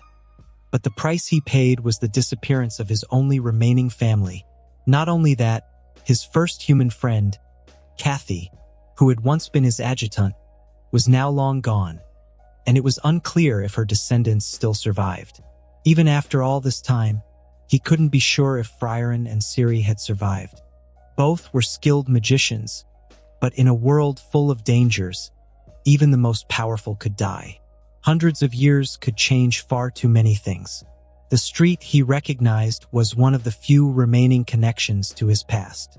It had rough stone roads, worn smooth by the passage of time, with low wooden houses lining each side. Every so often, a dim oil lamp flickered in the wind, casting long, wavering shadows. Though this street wasn't as bustling as more modern places, it still held life. Vendors continued to sell their goods, knights rode by on their horses, and pedestrians either chatted with one another or hurried along, each focused on their own business. In the midst of all this, Ash felt like an outsider. He walked alone on the stone road, feeling as though he were a traveler from another time entirely. The vibrant life around him seemed more like distant, vague background noise. A cool breeze swept through the narrow streets, carrying dust and fallen leaves, as though it was pulling some of the warmth from his heart. His eyes wandered over the faces of passers-by, but no one caught his attention, and no one paid any attention to him. Everyone around him seemed to be moving forward, lost in their own world, too preoccupied to notice this solitary traveler. That was until a man, with long bangs and a slightly scruffy beard that made him look oddly older than he was, suddenly blocked Ash's path. In the middle of the crowded street, this young man, with two long swords hanging from his waist, locked his gaze on Ash. He stared for a long moment before breaking into a smile, as if remembering something. "I almost forgot. This is our first meeting, right? So let's get introductions out of the way. My name is Frank, and soon enough, I'll be the strongest man in the world. Honestly, I've been waiting for you for quite some time now, Mr. Ash. Or rather, future Demon King." As Ash walked toward Frank, he immediately sensed an intense feeling of danger from the young man. Even Frieren wasn't as strong as him, Perhaps Flam, who had been almost 50 years old when Ash left, had the power to match him. So young, yet so powerful? Ash muttered to himself, but the other party said something strange with a smile, even directly pointing out his identity. Is this an attempt to exorcise evil and defend the way? Here, on the street, even though he felt he was definitely no match for his opponent, Ash did not despair, because he was not a pure magician, and his magic was very effective in both group battles and one-on-one combat. If a real fight broke out, the opponent would probably have to sacrifice the entire street and drag all the people nearby into hell. After all, even though he had gone back to the past, he didn't have an exceptionally long time to study. But for a demon, his growth had been quite impressive. Additionally, it's worth noting that the normal growth of magical power is accumulated over the years, but that only applies to demons and elves, not humans.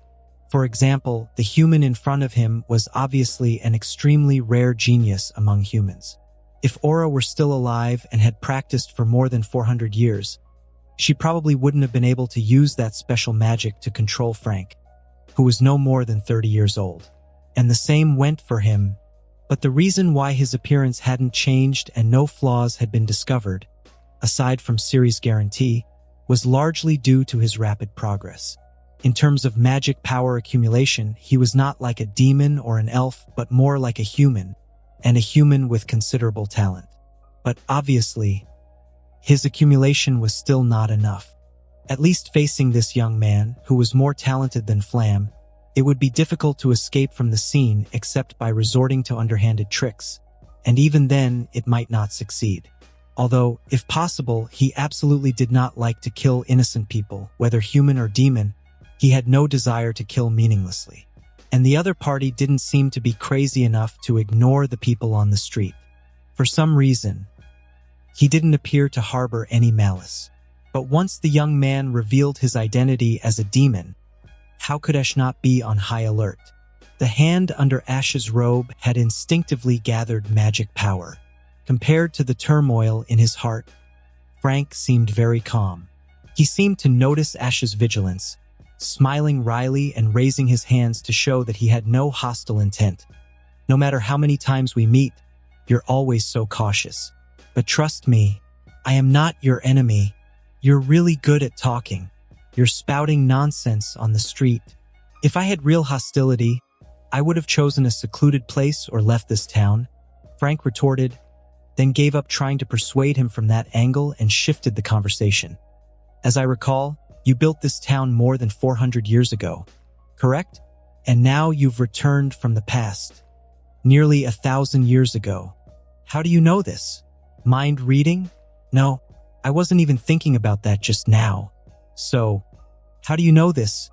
The strange remarks from the other party piqued Ash's curiosity. Who exactly was this person? After all, his current state was like being shot forward by a slingshot. The goddess's counterattack had accidentally sent him back in time by several hundred years before he ended up where he was now. So, more than 400 years later, he didn't believe anyone could recognize him or know so much about him. From Ash's perspective, this strange human was highly suspicious. His distrust seemed to trouble Frank as he sighed. You may not believe me, but you told me yourself. I really don't believe it. No matter how many times, your vigilance is always this high. So, in exchange, how about I tell you one of my secrets? What? Come here first. Don't worry, you can keep your weapons. I know you don't kill people casually. As Frank spoke, he handed over the 2 swords at his waist. This move completely confused Ash. He took the 2 swords in a daze, but questions continued swirling in his mind. Still, after hesitating for a moment, he chose to trust his instincts and the other person temporarily. He followed Frank out of town, eventually arriving at a deserted road in the suburbs. Frank treated Ash like an old friend reuniting after a long time, his gaze filled with warmth. When Ash frowned in discomfort, Frank smiled and said, "To be honest, I have the magic to foresee the future. I can see the futures of others, including my own. I've used this magic countless times to peek ahead. Is that so? Seems like we're on pretty good terms then. Ash, surprised but not entirely disbelieving, thought this might explain the situation. By the way, I will become humanity's strongest hero of the South, and you will become the Demon King. That's impressive. Did we work together? You could say that. No, the hero and the Demon King working together? That's a new one. I've never heard such a story before. So what's your goal here? What do you want from me? I don't need anything. But you wouldn't believe me if I said that. Frank sat on the wooden fence by the roadside, gazing nostalgically at the nearby farmland. If I didn't meet you now, we'd cross paths in about 15 years. That's when I'll truly begin my journey and become one of the many heroes. And what about me? Originally, I intended to punish you for causing a worldwide sensation. Me? What did I do? Did you succeed? I ended up being convinced by you. Ha! Ash couldn't help but feel confused. Why would I, as a demon, do something so sensational, and yet this hero who was supposed to save the world ends up being convinced by me? He wondered if he was really that good at talking his way out of things. From the moment they met until now, Frank had led the conversation, leaving Ash to question whether he was being deceived.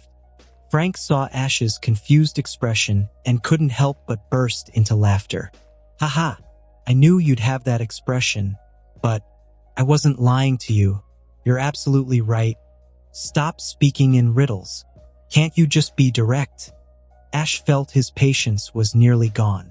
At this, Frank calmed down and began to explain slowly. It's a long story. First of all, when you were a general of the human race, what you despised most was using children as cannon fodder, forcing them onto the battlefield. So, there were no children in your army, right? What's wrong with that? Is there a problem? I hate that practice too. Well, you are hero after all, so that's understandable. But I'm just a hero. What's that supposed to mean? So, I can't change that. Frank, who had just been laughing, now clenched his hands unconsciously. His words were heavy with helpless sadness. Even if we defeat the Demon King, or even if we eliminate all the demons, this situation won't change. As long as humans exist, human nations will continue using this method of warfare. At least in the future that I can see, it won't change. If anything, once the demon threat is gone, the internal conflicts among humans will become even more vicious. Don't you think so? That's right, your judgment is quite accurate. Do I even need to say it?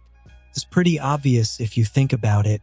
Compared to the humans he'd known before, Ash thought the humans in this world seemed more ruthless. At least in the ancient times he remembered, there hadn't been an era where most of the nations agreed, either directly or tacitly, to send their own children into battle as expendable fodder. But here, in this world, even in the southern nations which weren't directly threatened by demons, children were often sent into internal wars with only basic equipment. They were treated as cannon fodder and tools for psychological warfare. It was so commonplace that it had become a staple tactic, not just against demons but even among humans themselves. This made Ash wonder if these humans were truly the same as those he once knew. Why would their leaders collectively adopt such foolish, inefficient, and heartless strategies? Did they not understand that children were the potential of the future? Or did they simply not care? Were the nobles and kings here so short-sighted and lacking in decency?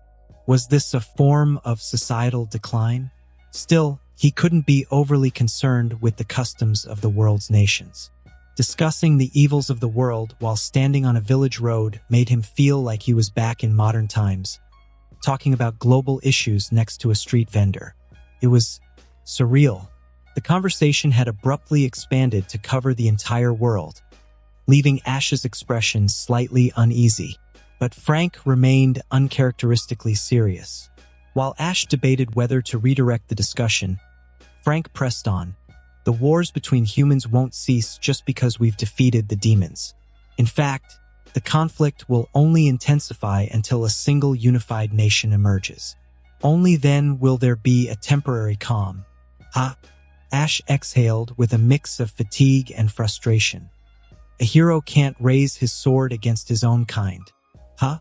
After all, you're just a hero, not a king, so you can't change these things. Is that what you're getting at? That's exactly it. I can't change any of this. Even when it happens right in front of me, I can hardly intervene. This isn't the world I envisioned, but I'm just a hero. You, however, are different. At the end of his speech, Frank finally revealed his true purpose. He hoped Ash would become a restraining force over the nations. Frank wanted Ash to use violence as a deterrent, to prevent countries from sending children to their deaths. If possible, I would gather the demons and the northern countries, then gradually rule the world, becoming the co-ruler of both humans and demons. Only then could the world truly return to peace, and finally break the cycle of tragedy. Yes, a tragic cycle. I don't know if this world is merely a game to the goddess. Every so often, a new demon king appears to threaten humanity with the destruction of the world, forcing new heroes to rise and save it over and over again. The holy sword, bestowed by the goddess, can sometimes be drawn by someone, and sometimes not, but the outcome never changes. There is always a threat of world destruction, and there is always someone who steps up to save it. But inevitably, there's always the next cycle of destruction and salvation, as if invisible rules govern both sides. Neither can truly destroy the other, but every so often, they will massacre one another. The reason he didn't choose humans was simple. Frank had no choice. He was a hero, and a hero would never kill humans. It's not just his identity that restricts him. His own morals wouldn't allow it. He couldn't support humans to become rulers, and human kingdoms wouldn't grant a hero any real authority either. At least not in this world. Heroes here had no rights. At most, they received a bit of financial support and some freedom in their actions, but human laws would still bind them tightly. To Frank, Ash was a very unusual demon, nearly immortal, unbound by the restrictions of laws and morals, yet possessing a morality that most nobles did not. This realization solidified for Frank after he had seen firsthand the horrors of child soldiers at war. He knew he had to stop such atrocities at any cost and eradicate them from the world. After listening to Frank, Ash wasn't sure how to respond. It felt like the scope of their conversation had suddenly expanded far beyond what he'd expected. Even if you say that, how are you going to help me? You're going to become a hero, right?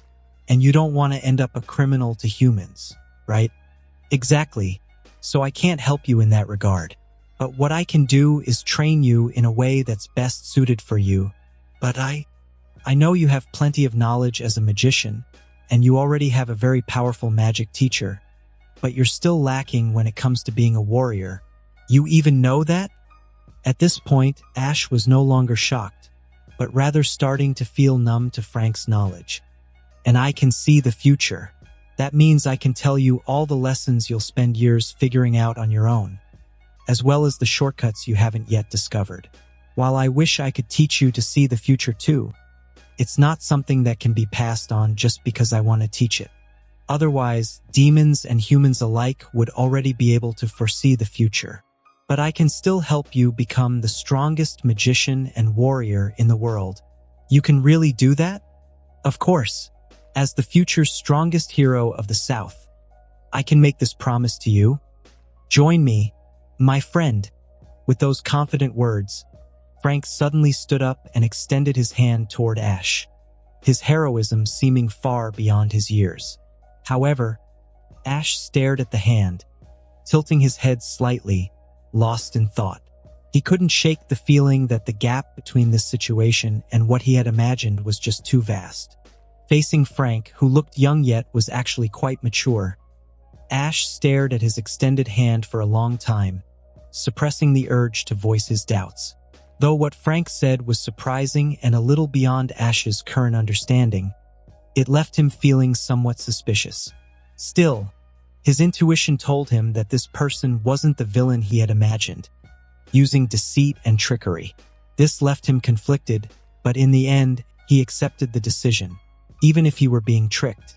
and took the hand extended to him. Frank smiled boldly and immediately pulled him up from the wooden fence. "Now, come home with me." "Go home? Your home is nearby." "No, my home is in the capital." Frank had come here purposely, having seen the future and knowing Ash would be here. But his words still made Ash feel strange. How could someone, after just shaking hands, invite him to their home so casually? Even though Ash believed Frank wasn't a bad person, the whole thing still felt odd. However, the conditions Frank offered were hard to refuse. After much hesitation, Ash decided to go along and check it out. Besides, he could eat and drink for free and see what Frank could teach him. Royal capital, outskirts. In the unexpectedly large yet simple house, there were only 2 middle-aged maids. Frank seemed to have been a self-made businessman at 15, and his parents had died on the battlefield when he was still young. But thanks to his ability to predict the future, he lived a life that Ash found enviable. Yet the reality was a bit different. Although Frank once had a lover, for reasons unknown, they chose to break up early. From a very young age, Frank devoted himself to daily training. In what felt like an instant, Ash became Frank's apprentice in swordsmanship and settled down in the outskirts of the capital. Day after day, from dawn until dusk, from spring's bloom to winter's chill, Ash repeated his training without faltering. Time flew by, and in the blink of an eye, 13 years quietly passed. For demons, 13 years was but a fleeting moment, yet Ash's progress was unprecedented. But there was a problem. Since demons' internal structures differ from humans, they disintegrate into magical particles upon death. Although Ash originally resembled a human, his strength had reached the limits of his body, so when he fought at full power, his form would change. 2 devil-like horns would sprout from his forehead, and his entire body would enlarge, making him over 2 meters tall even without the horns. At the same time, his strength, agility, magic recovery speed, and control would all be greatly enhanced. Of course, this transformation marked his full demon state. It's also worth mentioning that in his human form, nothing changes. His appearance remains the same as before, but that only applies to him. 13 years is a different story for humans. Frank, once a young man, had turned into a middle-aged uncle in the blink of an eye. Though he still seemed full of energy, there was no escaping the change. It's so unfair. I've become an uncle in no time, but you look exactly the same as before. Frank stroked his beard, sighing as he looked at Ash, who still appeared as youthful as when they first met. But humans progress quickly, while demons advance slowly. Your progress, though, is nothing like the usual demons. If all demons were like you, humans would have been wiped out long ago. Frank sighed, a hint of envy and regret in his voice as he handed Ash a document. Looking closely, it turned out to be a property transfer document. More accurately, it resembled a will detailing the distribution of assets. What is this? Why is my name on it? If I die, the house will be yours. As for the rest of my property, please donate it to those in need. Ash couldn't help but feel uneasy hearing someone who could see the future say, but Frank didn't explain. Instead, he packed his bags and, without looking back, said, "It's almost time for me to go. We'll meet in the middle of the continent 3 years from now. Have you heard of Fort Lanier?" "What are you suddenly talking about?" "I've been to Grove Village before." "That's right. There's a forest near there, isn't there?" "I think so." "Well, over time, it changed from a village to a fortress." Frank sighed briefly, then added, "When you visit the forest, you'll find a surprise. It won't be much of a surprise if I'm meeting an old man. Haha, it's not me you'll be seeing. But, well, you'll find out then. Now, focus on controlling your demonic state. Since you can shift forms, your control is slipping. Even without seeing the future, I can tell you're a demon. There's not much I can do." Ash spread his hands in frustration. "I've tried suppressing it, but ever since I transformed once, My demon aura has gotten much stronger. Just take your time. Frank didn't offer much advice, but smiled mysteriously, saying, someone will come tomorrow. You can listen to what he says because we've already talked about it. You'll understand tomorrow. But for now, farewell. Goodbye, my friend. Frank left without further explanation, bags in hand, leaving Ash and 2 maids behind. Though the maids were from a nearby village, Ash wasn't thrilled about living with them. Yet that was not the end of it. The next morning, the 2 maids were gone, and Ash discovered Frank had fired them the day before. Ash was left speechless, planning to hire someone to take care of the house. But when he opened the door to the mansion, he found a male demon standing outside, wearing a hood and mask, with long bangs covering his right eye and large horns.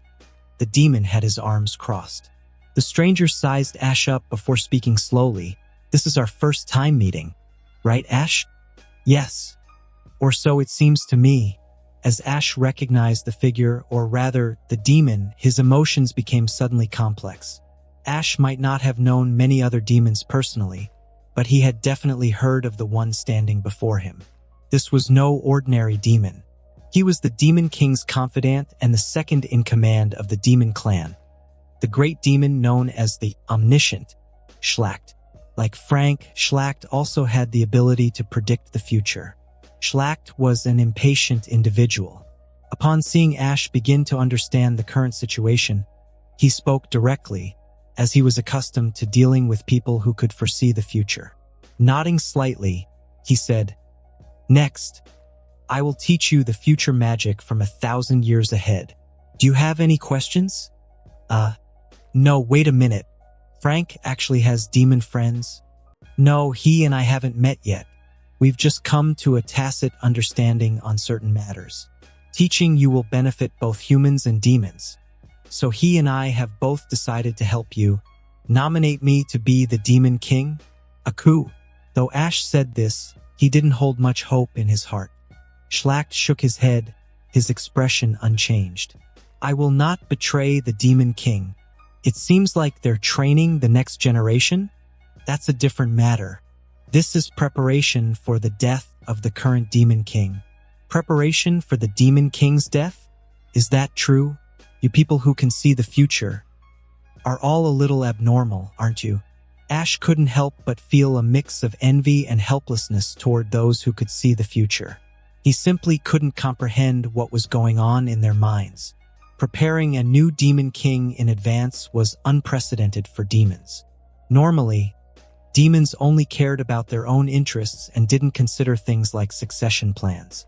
The next Demon King was always someone who clawed their way to the top, through their own strength. You'll understand in time, Schlacht replied, closing his eyes as if to avoid further discussion. But for now, you should accept me as your master. Wait, shouldn't we at least negotiate some conditions first? Humans have a limited lifespan. Even if they avoid death, they can only see 100 years into the future at most. But I can see what will happen 1,000 years from now. I've already seen your future actions. There's no need for you to worry. What will I be like in the future? If I tell you, it may cause new changes. Are you sure you want to know? Let's just forget it. Even though Schlacht came off as a cold guy, Ash couldn't shake the strange feeling of talking to someone who could see the future, especially when the other party made no attempt to hide the fact that they had seen the future and had probably had similar conversations with him before. Dealing with people who could predict his every move made Ash feel like his life was being planned out for him, as if by powerful parents. It was unsettling, but he understood why these two had chosen him. If his life could proceed without any major hurdles, he wouldn't have any complaints. Well, maybe a few complaints. For instance, if someone else were to be reborn, they'd likely be surrounded by a harem of beautiful companions in their teens. After decades of hard work, they'd either be fighting or training with them. But since Ash's rebirth, the people around him were all strange, either lowly like Aura, older women, super old elves, or uncles. The closest girls to him had been the concubines in the emperor's harem nearly 1,000 years ago, and they were wives, not exactly decent girls he could relate to. Thinking about this made him want to beat his chest and stomp his feet in frustration. Schlacht, noticing his mood, merely glanced at him before walking ahead. "Stop thinking about weird things and move along." "Huh? Wait, can you read my thoughts?" "I can't, but I know you better than you know yourself. Whatever it is, it's probably something trivial. Where are we going?" "To the training ground you used to visit. There, I'll teach you killing magic and later a more advanced defensive magic that will evolve 600 years from now. Of course, these come from the demons, and only we can wield them perfectly." Schlacht made no effort to hide anything and directly explained that the killing magic he would teach came from the corrupt sage qual of the great demon clan. It was simple, efficient, and practical, which was why humans eventually cracked it, imitated it, and finally adapted it into their own form of magic, turning it into ordinary attack magic. However, the difference in the bodies of demons and humans meant that demons' magic was inherently stronger. The ordinary attack magic humans used couldn't compare to the demons' killing magic. The gap was purely due to their physical differences. Still, none of this was a problem for Ash. Schlacht only had one condition. He was not to teach this magic to anyone else. The reason behind this condition wasn't entirely clear. Perhaps Schlacht feared that his vision of the future would be disrupted, or maybe he had other concerns. Either way, Ash didn't care too much and agreed. Thus, the following days became a repeat of their usual routine, not much different from the past. Ash wasn't sure exactly when he had turned into such an ascetic. Compared to Frank, Schlacht seemed colder, yet he was incredibly serious when it came to teaching. Aside from their magic lessons, there was little to no conversation between them. They didn't even eat together, as Schlacht, always wearing his mask, would find a secluded spot to eat alone. "Are all demons like this? I don't know. This guy feels so strange." Apart from Aura, whom he had raised, this was his first time communicating with a demon in such a personal way, and he found it hard to understand Schlacht's behavior. And just like that, 3 years passed in the blink of an eye. Ash had planned his route in advance and arrived at the agreed-upon place, Grove Forest, at the scheduled time. However, shortly after reaching his destination, Schlacht, who had accompanied him the whole way, disappeared without a trace. He left without any words of farewell. This guy, no matter how you look at it, is just too cold. Even though Schlacht had always been distant, they had spent 3 years together, and Ash couldn't help but feel a bit of regret at such an abrupt parting. But his sadness only lasted a moment. He stepped into the forest, not expecting much, prepared to encounter another grumpy elder. However, an unexpectedly familiar figure appeared before his eyes. An elf, clad in a gray cloak over a simple white dress, with long silver hair, was crouched down lazily in the bushes, picking something. When the elf noticed his gaze, she turned her head instinctively. Upon seeing him, she froze in place as if she had seen a ghost. No matter how Ash looked at it, the person picking wild vegetables in the bushes across from him was unmistakably his old friend and niece, Frieren, the silver-haired elf he thought he'd never see again. The reunion after 1,000 years, along with the utterly bewildered expression on Frieren's face when she saw him, made him smile knowingly. As the elder uncle, Ash felt it was his duty to be understanding, especially since Frieren might burst into tears any second. He spread his arms wide, ready for an emotional reunion with the silver-haired elf girl. However, the reality turned out to be slightly different from what he had imagined. "It's been a long time, Frieren. You're still as small and cute as ever." His arms were wide open, but before he could finish, Frieren, who had been crouching on the ground, stood up and slowly raised her hands. Hellfire, a red lotus of flame, bloomed in her palm and surged toward him like a tidal wave. The surrounding grass and trees were scorched by the intense heat even before the flames touched them. In the next moment, The blazing fire engulfed Ash, still standing with his arms outstretched. Only, bang! An invisible, repulsive force erupted with tremendous impact, instantly dispersing the approaching flames. "What are you doing?" Ash, unharmed, remained standing as he had been, but the smile on his face stiffened a little. Frieren, however, became more serious, her expression hardening. Can the current illusion ghost block hellfire? Can it even mimic the abilities of an imaginary person? Illusion ghost? Ash was bewildered by her strange words. Are you serious? A phantom that can only create illusions has no combat power at all. Normally, you'd have destroyed it in one strike. Why do you think it should have been like that? Unless it's a mental attack? It's really me. Shut up. How could a human live this long? Frieren simply couldn't believe that the person standing in front of her was her old friend from 1,000 years ago. After all, it defied all logic. Could it be that I stumbled into some strange trap and woke up to find myself here? You think you were frozen or in stasis? That must be it. Are you lying to me? Without thinking, Ash slapped his palm in agreement, nodding vigorously, but Frieren only narrowed her eyes. The magic power in her hands gathered again. This was far from the touching reunion he had envisioned, and it was driving Ash a little crazy. Why, can't you trust me for just a moment? Prove it. Prove it. How about this? Emperor's wine tastes awful, right?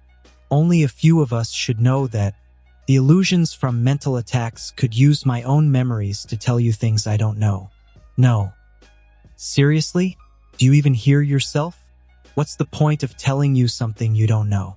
Want me to say that I was the one who spanked you when you were bitten by that treasure chest monster? Would you believe that? Go to hell. Her voice turned colder than ever. In an instant, the peaceful forest exploded with a brilliant light. Boom! The entire forest seemed to tremble with the force of the blast. In the blink of an eye, huge smoke covered half of the forest under the overly powerful saturation magic bombardment. Suddenly, a magical bombardment like a war broke out in the forest, causing the fortress at the foot of the mountain to enter a state of emergency at the first moment. However, as the smoke gradually dissipated with the breeze, the land was ravaged beyond recognition right in front of the two people.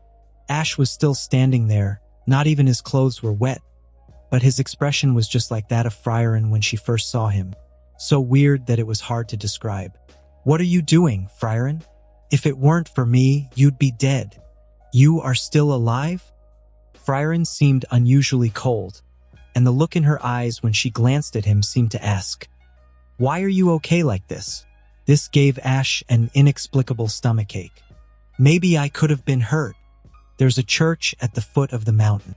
The priest will be able to treat you right away. Frieren pointed casually at the fortress at the foot of the mountain, which had evolved from a village over thousands of years. She still looked like she was sneering at it. After all, I was attacking the surroundings more. Normally, you should be able to defend yourself, and at most you'll be covered in dirt. It would be better if you couldn't defend yourself. No, wait a minute. You already understand that I am me, right? Yeah, and you attacked me anyway? Is there any problem? The girl asked calmly, tilting her head as if this was perfectly reasonable. He opened his mouth, wanting to scold her, but he couldn't find the words. He put one hand on his forehead and started worrying about himself instead. But it was at this time that Frieren finally smiled. But I'm still very happy to see you again. To be honest, what's wrong? Shouldn't you say something now? No, my mind is a little confused. Let me sort it out first. His well-conceived plan was completely disrupted. Frieren's erratic mood swings and actions had left him squatting on the ground, trying to make sense of everything from just now to the present. But Frieren obviously didn't think about it that much. She just smiled and opened her arms like he had before. Don't think too much. Come here. What? A touching reunion hug. If I remember correctly, you said something similar before, right? You seem to be looking forward to it, just now. Although that's true, although it is like that, but what else are you dissatisfied with? Come here and finish this quickly. My arms are getting sore from holding them up. Oh, okay. I'll be right there. Under Frieren's sudden and somewhat impatient urging, Ash, remembering his original plan, walked forward. While wondering how she had such a good memory, he squatted down and hugged the girl with outstretched arms.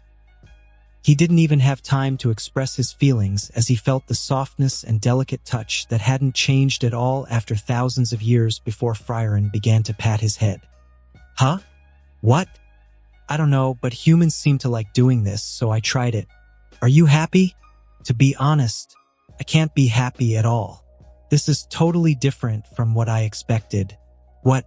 It's been 1,000 years, and you're still so willful. Compared to the dumbfounded Ash, it was Frieren who became dissatisfied first. But just like Ash, she also had too many things she wanted to complain about. After meeting again after 1,000 years, Ash was actually quite touched at first. At least when he first saw his long-lost friend, he genuinely wanted to hug her.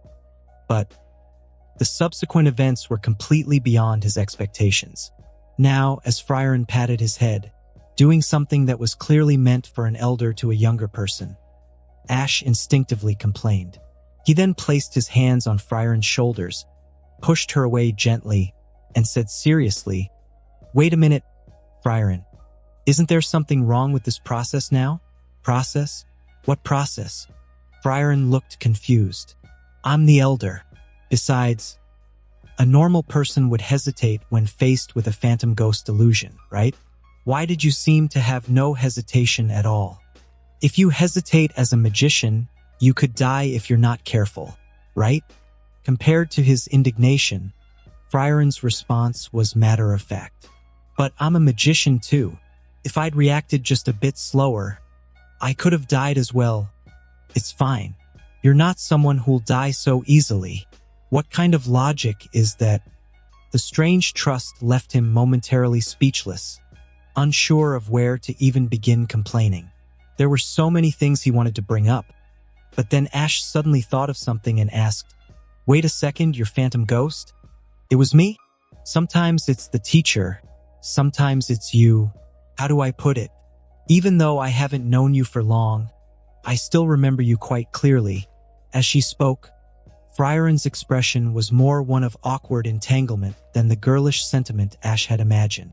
Her expression was very subtle. At the end, Frieren looked him over and added, "Also, I've gotten tired of hearing you and the master beg for mercy. It's quite refreshing that you haven't begged properly this time. What kind of image do you even have of me?" Ash, who had intended to tease her, now felt a bit hurt himself.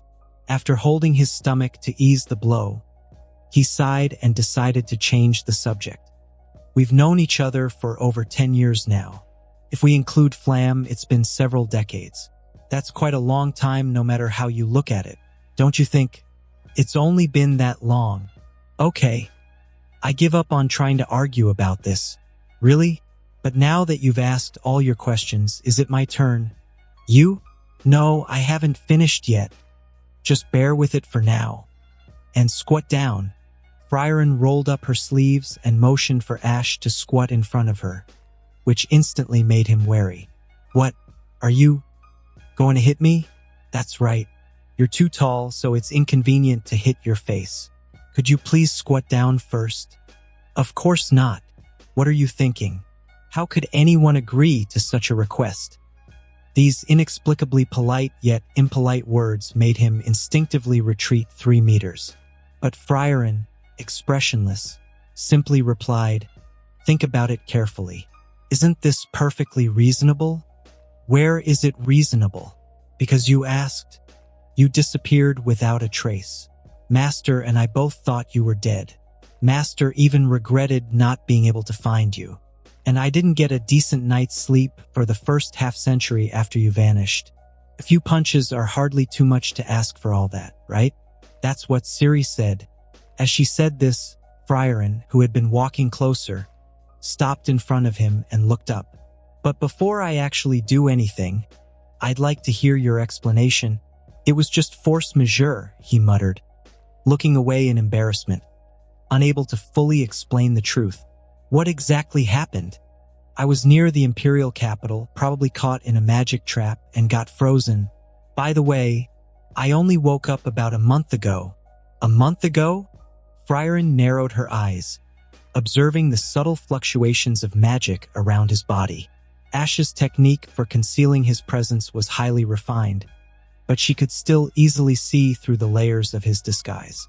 Most people wouldn't recall events from 1,000 years ago, but for someone like her, with a long lifespan, those memories remained vivid. In the past, Ash had been at the peak of mortal strength, but now he had surpassed the limits of a normal human lifespan. In fact, even demons would need centuries of rigorous training to amass the kind of power he now possessed. Judging by his previous rate of growth, it should have taken him about 40 to 50 years to reach this level. Although his appearance hadn't changed, it was clear he had aged. He was likely in his 70s by now. Having made a rough estimate, and considering her own knowledge of human lifespans, Frieren realized that the old friend before her was nearing the end of his life. "Why would you lie like this? Why hide your age? So I wouldn't worry? Do you think I can't see through your disguise?" These thoughts brought a wave of sadness to Frieren's heart. Her fists, which she had unconsciously clenched, loosened as her desire to strike him, for both her master and herself, faded. Meanwhile, Ash, who had deliberately given a ridiculous number, was fully prepared to be hit. He squatted on the ground, bracing himself. But as soon as he did, he noticed the lonely smile on Frieren's face. This unexpected expression made him uneasy. "What's wrong?" "On second thought, it wasn't really your fault. And, honestly, I'm just happy to see you again," Frieren said softly, with a tenderness she had never shown him before. She smiled gently and stroked his head once more. But her sudden change in demeanor was so abnormal that it made Ash, who had been bracing for a punch, feel entirely uncomfortable. Instead of goosebumps, suspicion crept in, and he couldn't shake the feeling that she was up to something. Although Frieren still seemed a bit slow when it came to understanding human emotions, there were still many things she didn't fully grasp. But when she touched Ash's head, she could clearly see the wary expression on his face. It reminded her of their days studying together. She smiled, a hint of nostalgia in her expression, and shook her head. "What are you thinking? Aren't we friends? How could I really do anything to hurt you? This girl. When did she learn to say such sappy things? Just moments ago, she was hurling insults at me. Now she's saying this? Where does she get the nerve? Did she learn this from me?" Just thinking this, Ash felt something was off. Even he couldn't lie that boldly. This made him start to wonder if Frieren was sick. He couldn't help but place his hand on her forehead. "What are you doing?" Frieren was speechless. "You don't seem to have a fever. Did you eat something strange this morning? Or were you cursed? Do you want to go to the church? This is really troublesome. Maybe I should just punch this guy?"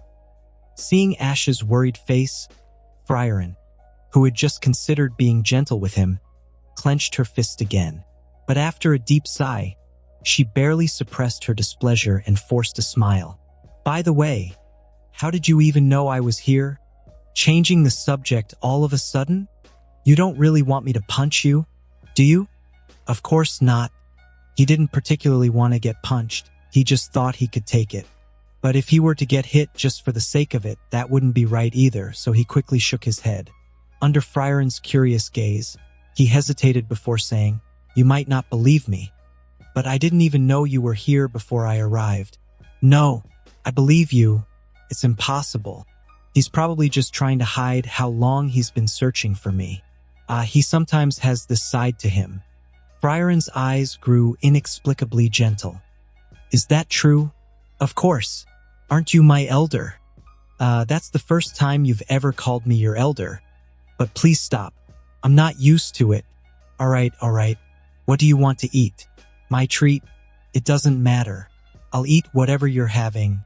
1,000 years had passed. Even the most stubborn elves change. Could it be that Frieren had grown gentle too? With this thought, Ash followed the silver-haired elf, feeling a twinge of regret for the time that had passed. He figured he'd hang around for a while, enjoying some food and drink. In contrast to Ash, who had been living a luxurious life with two extraordinary figures, Frieren seemed like a true ascetic. Behind the mountain, she lived in a small wooden house she had built herself. The cabin's frame was built from thick logs, with the surface covered in mottled moss and the visible marks of time. The interior walls were just as rustic, maintaining the natural appearance of the wood. Upon stepping inside, a fresh, slightly woody scent greeted him. Though the space inside wasn't large, everything was arranged neatly, and each piece of furniture reflected simplicity and practicality. On the wooden table, which had been cut and polished from a single log, there were candles and an abundance of books. Not far away, the dining table, also made of wood, held several clay bowls and plates, some filled with wild fruits picked from the forest. In the corner, a wooden bed covered with soft animal skins sat quietly. Next to the bed, a simple wooden cabinet contained a few basic clothes and daily necessities. You're obviously quite powerful. Why live such a primitive life? Ash asked as he surveyed the room. Picking up a grape-like wild fruit from the table, he tossed it into his mouth.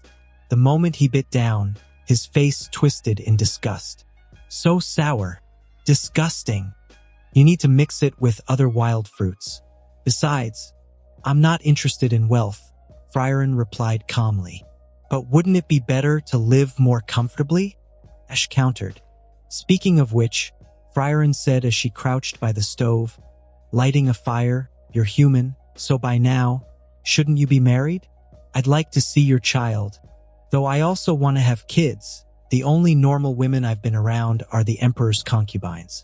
A wife isn't exactly, wait, did you really go in there on purpose? No, that was a misunderstanding. Ash quickly defended himself, feeling the need to clarify his preferences. Frieren sighed helplessly. All right.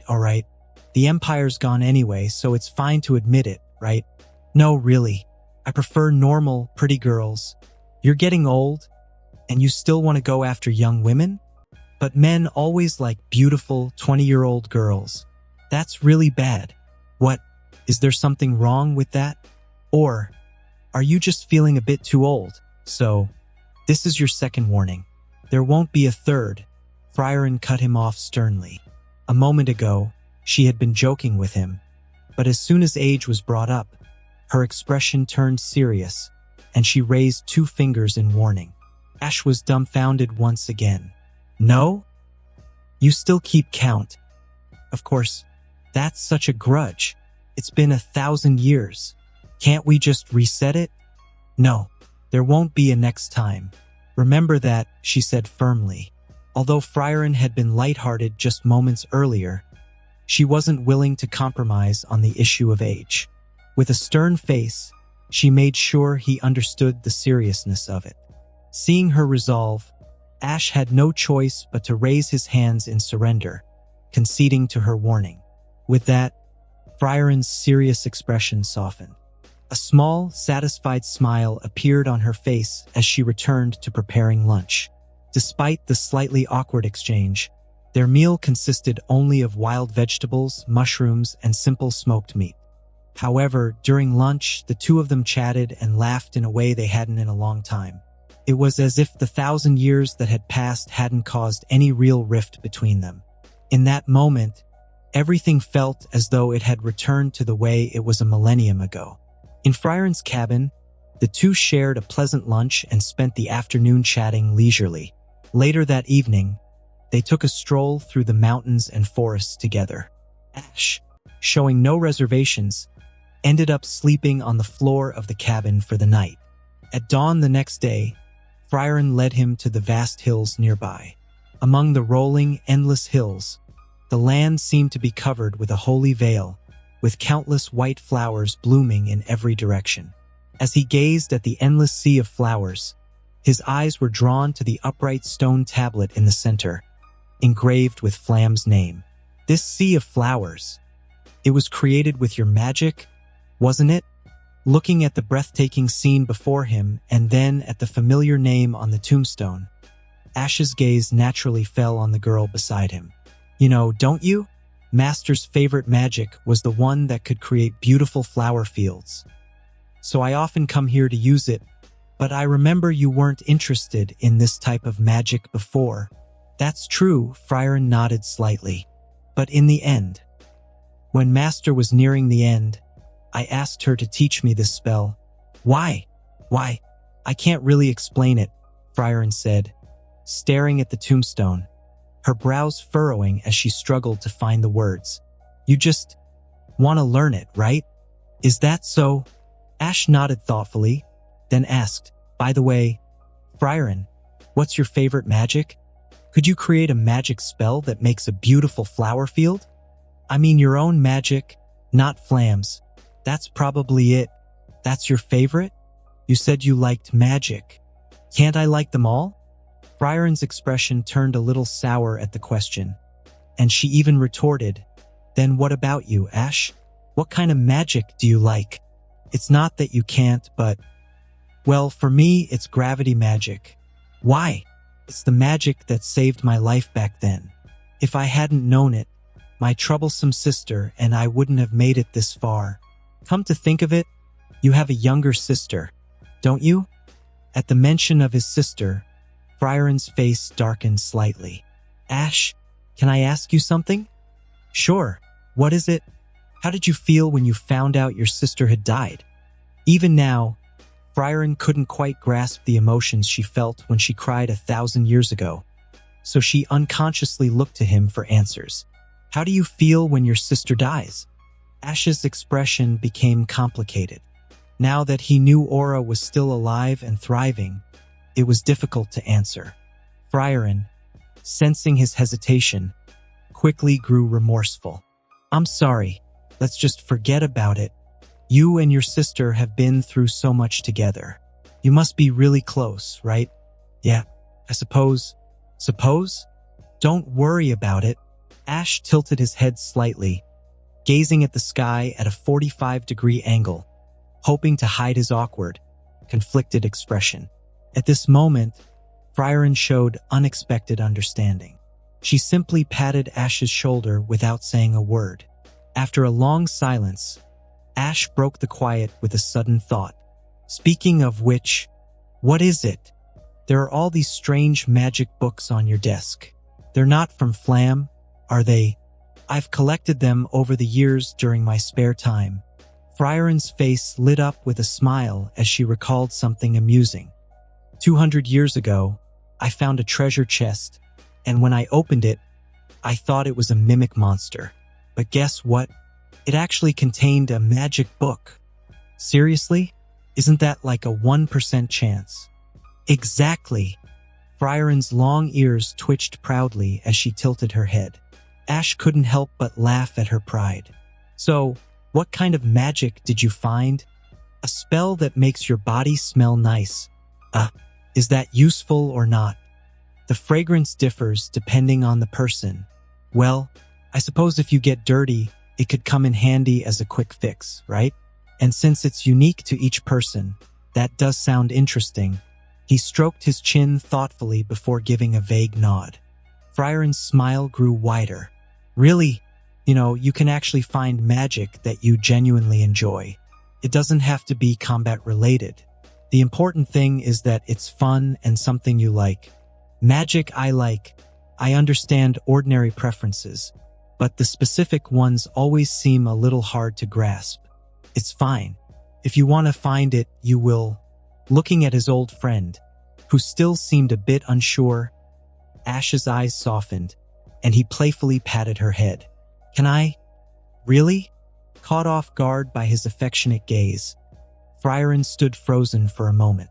When she regained her composure, she swatted his hand away with a mildly annoyed expression. I thought you had matured, but don't touch my head like that. You'll mess up my hair. All right, where? At least my hair isn't a mess. You really haven't changed at all. Though her words were sharp, there was a trace of warmth in Frieren's voice. Despite herself, the corners of her mouth kept curving upward. These small, seemingly insignificant moments brought her unexpected joy. She even found herself wondering if maybe, just maybe, she could find the magic she truly liked, just as Ash suggested. Time passed slowly in their peaceful rhythm, and before they knew it, 5 days had gone by. At last, the long-awaited hero of the South appeared on the rugged hilltop. And that concludes this episode. If you enjoyed it, I'd seriously love it if you guys could leave a like on the video, as it genuinely helps out so much, and it keeps me going, plus it takes only 1 second. That said, have a wonderful day. See you in the next one.